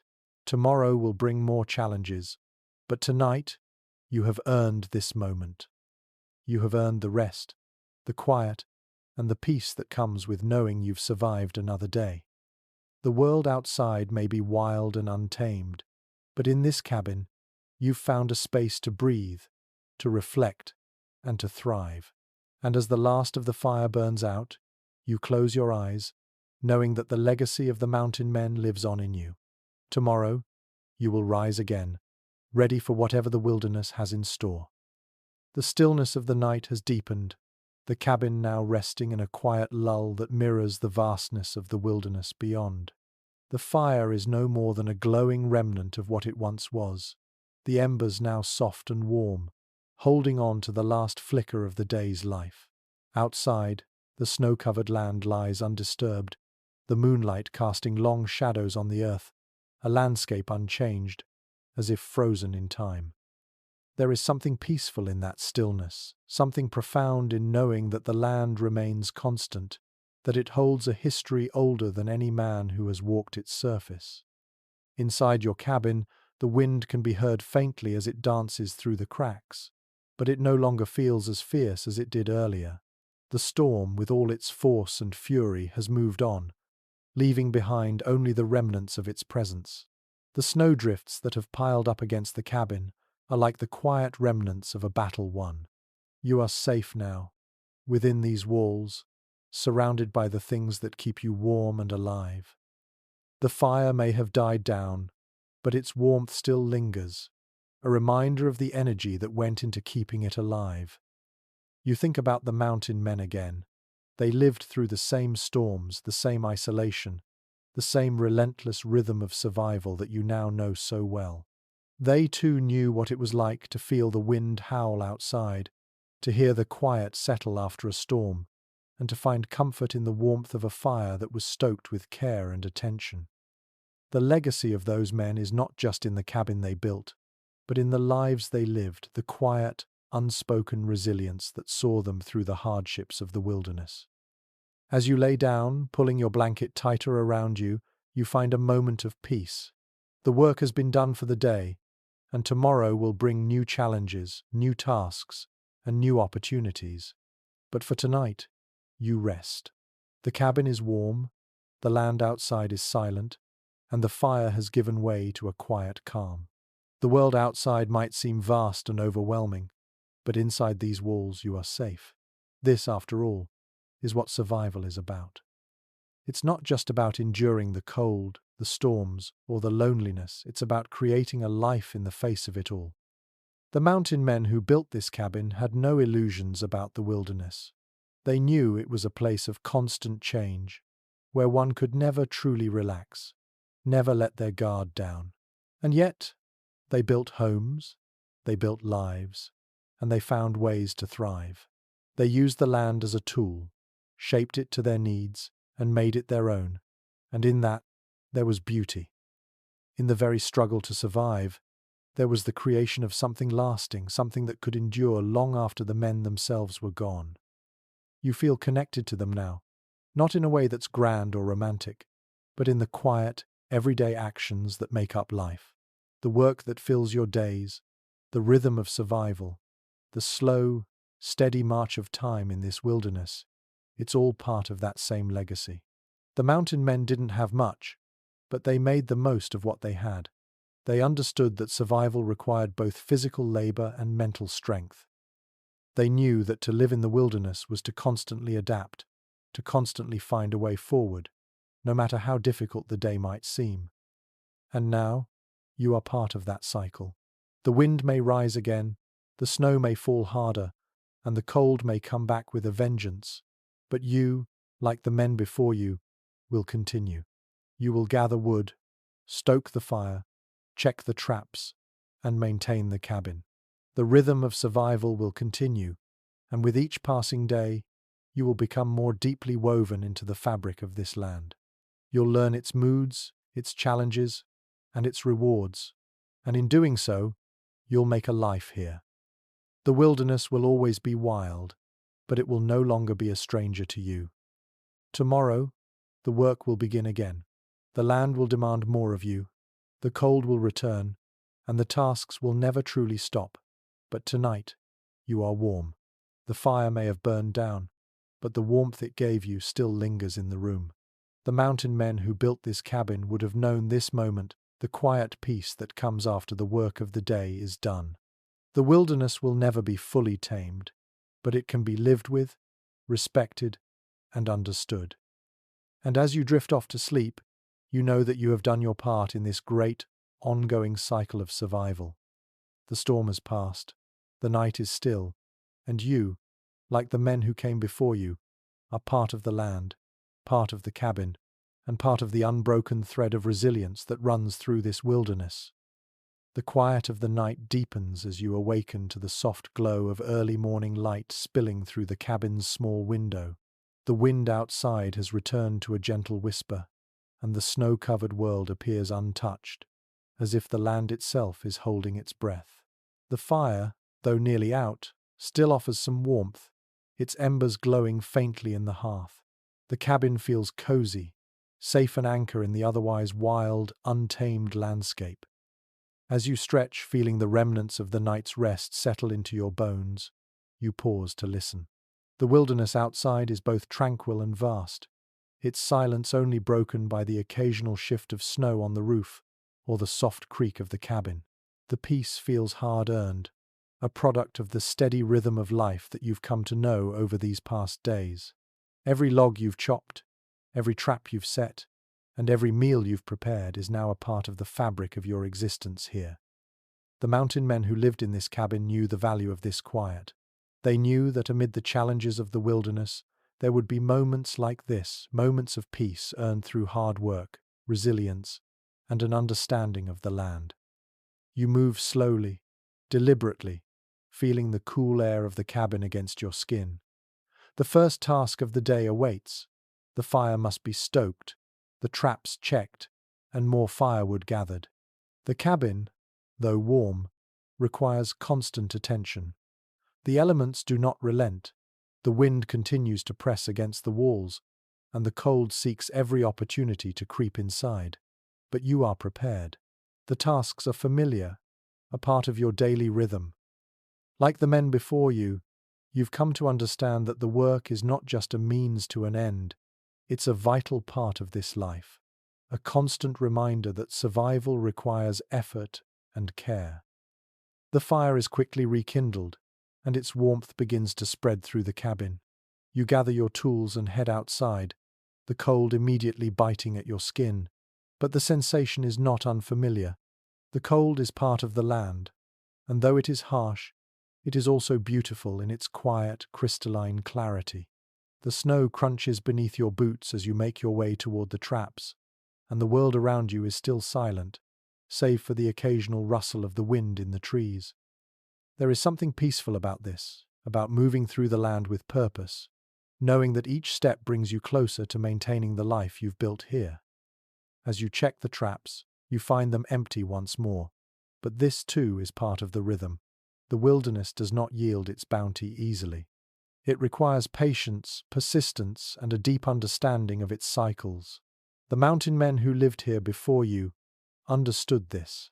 They knew that not every trap would catch its prey, not every hunt would be successful, but they also knew that each failure was just a step toward the next success. They worked with the land, respected its rhythms, and adapted when things didn't go as planned. In this, they found strength. You continue to check the traps, moving methodically, your breath steaming in the cold air. The world feels large, expansive, and yet there is a sense of intimacy in it. The land is vast, but as you move through it, it becomes familiar. Each tree, each patch of snow, each drift of wind becomes a part of your world. The mountain men knew this feeling well. They lived in the land, learned its secrets, and in doing so became a part of it. They understood that the wilderness would always be wild, always unpredictable. But that survival in it wasn't about control, it was about living alongside it. As you gather firewood and make your way back to the cabin, you feel the weight of the day's work settling in. The fire will burn steady again, the cabin will remain warm, and the wilderness will continue to challenge you. But you have learned, as the men before you did, that survival isn't just about fighting the land, it's about adapting to it, living with it, and understanding that each day is both a victory and a learning experience. You've learned to respect the land, and in return, it has taught you how to survive in it. Back inside, the warmth of the fire wraps around you, and you pause for a moment, taking it all in. The work, the cold, the rhythm of life in the wilderness, it's all part of the story that the mountain men began. The cabin they built, the fire they tended, the land they worked with, it all lives on in you now. Tomorrow, the work will continue. The tasks will be the same. But each day, you grow more deeply connected to this place, more fully immersed in the rhythms of survival. The wilderness is vast, but you have found your place within it. Like the mountain men, you are part of the land, part of its ongoing story of resilience, of adaptation, and of survival. The stillness of the cabin is almost overwhelming in its quiet. The fire now burns steadily, its warmth wrapping the room in a soft embrace. The tasks of the day are done. Firewood has been gathered, the traps checked, the cabin maintained. Outside, the landscape remains pristine, untouched by the rush of human activity. The snow blankets the world in a soft white silence, and the wilderness once again reveals its timeless beauty. The moonlight catches the snowflakes, scattering them across the landscape like glitter, a soft, ethereal glow over the world. It is in moments like this, when the day's work has been completed and the world outside is peaceful, that you feel truly connected to this land. You sit by the fire, the warmth now soaking deep into your bones, and you let the quiet of the night fill you. The mountain men who lived here before you would have felt this same peace, the peace that comes from knowing that the work of survival is constant, that the challenges are never truly over, but that in each completed task there is satisfaction, there is relief. The knowledge that, no matter how difficult the wilderness may be, you have the strength to face it. You have the fire to warm you, the cabin to shelter you, and the land to sustain you. But it wasn't always this way. The first days, the first months, must have been filled with uncertainty and struggle. The wilderness was unfamiliar, unforgiving. The cold must have been sharper, the isolation more profound. Yet, the mountain men didn't turn away from the challenge. They faced it head-on, day after day. They built their homes not just for protection from the elements, but as symbols of their determination, their resilience. Every log stacked, every stone laid, was a testament to their unwavering spirit. They knew that survival wasn't about escaping the wilderness. It was about becoming a part of it, adapting to it, living alongside it. You are living that same truth now. The land has tested you, just as it tested them, but you have endured. The work is never-ending, the days filled with labor, the storms unyielding in their power. But tonight, as you sit by the fire, you feel the weight of that effort, the effort of every log chopped, every trap set, every meal prepared, every gap in the cabin sealed. It is the quiet victory of survival, of thriving in a place that offers little comfort. The mountain men built these cabins not just to survive, but to live. And now, as you sit here, you realize that you, too, are part of their legacy. The wilderness continues to shape you, to teach you the value of each small victory, each moment of peace earned by hard work. There are no shortcuts here. The land gives only what you earn from it. The mountain men knew this better than anyone. They didn't seek comfort, they didn't seek ease. They sought survival, and in doing so, they built a life that was meaningful, a life that was connected to the very land they inhabited, and in their work, they found purpose. As the fire burns low, and the embers flicker softly in the hearth, you think about the future. The work will continue tomorrow, just as it did for the men who lived here before you. There will always be more firewood to chop, more tasks to complete, more storms to weather. But in each of these moments, there is a quiet beauty. There is a sense of accomplishment that comes with living in harmony with the land, of finding your place in the world and making it your own. The land may be wild, untamed, but in this cabin, in this life, you have made it your home. And with that understanding, The weight of the day lifts from your shoulders. The work is hard, but it is good. You have learned to live with the land, to adapt, to thrive. You are part of a story that has been unfolding for generations, one of resilience, survival, and the quiet strength that comes from living in the wilderness. The mountain men who built this cabin before you are no longer here, but their spirit lives on in the work you do, in the way you have learned to thrive in a place that tests you at every turn. The night deepens, and the fire dies down to a soft, glowing warmth. The world outside is still, the wilderness silent under its blanket of snow. The cabin stands firm, the walls strong, the hearth warm. You close your eyes, letting the quiet settle over you, knowing that tomorrow will bring new challenges, but for tonight, there is peace. And in this peace, you are reminded that you are part of something much larger than yourself, a part of the enduring legacy of the mountain men, a legacy of strength, survival, and resilience.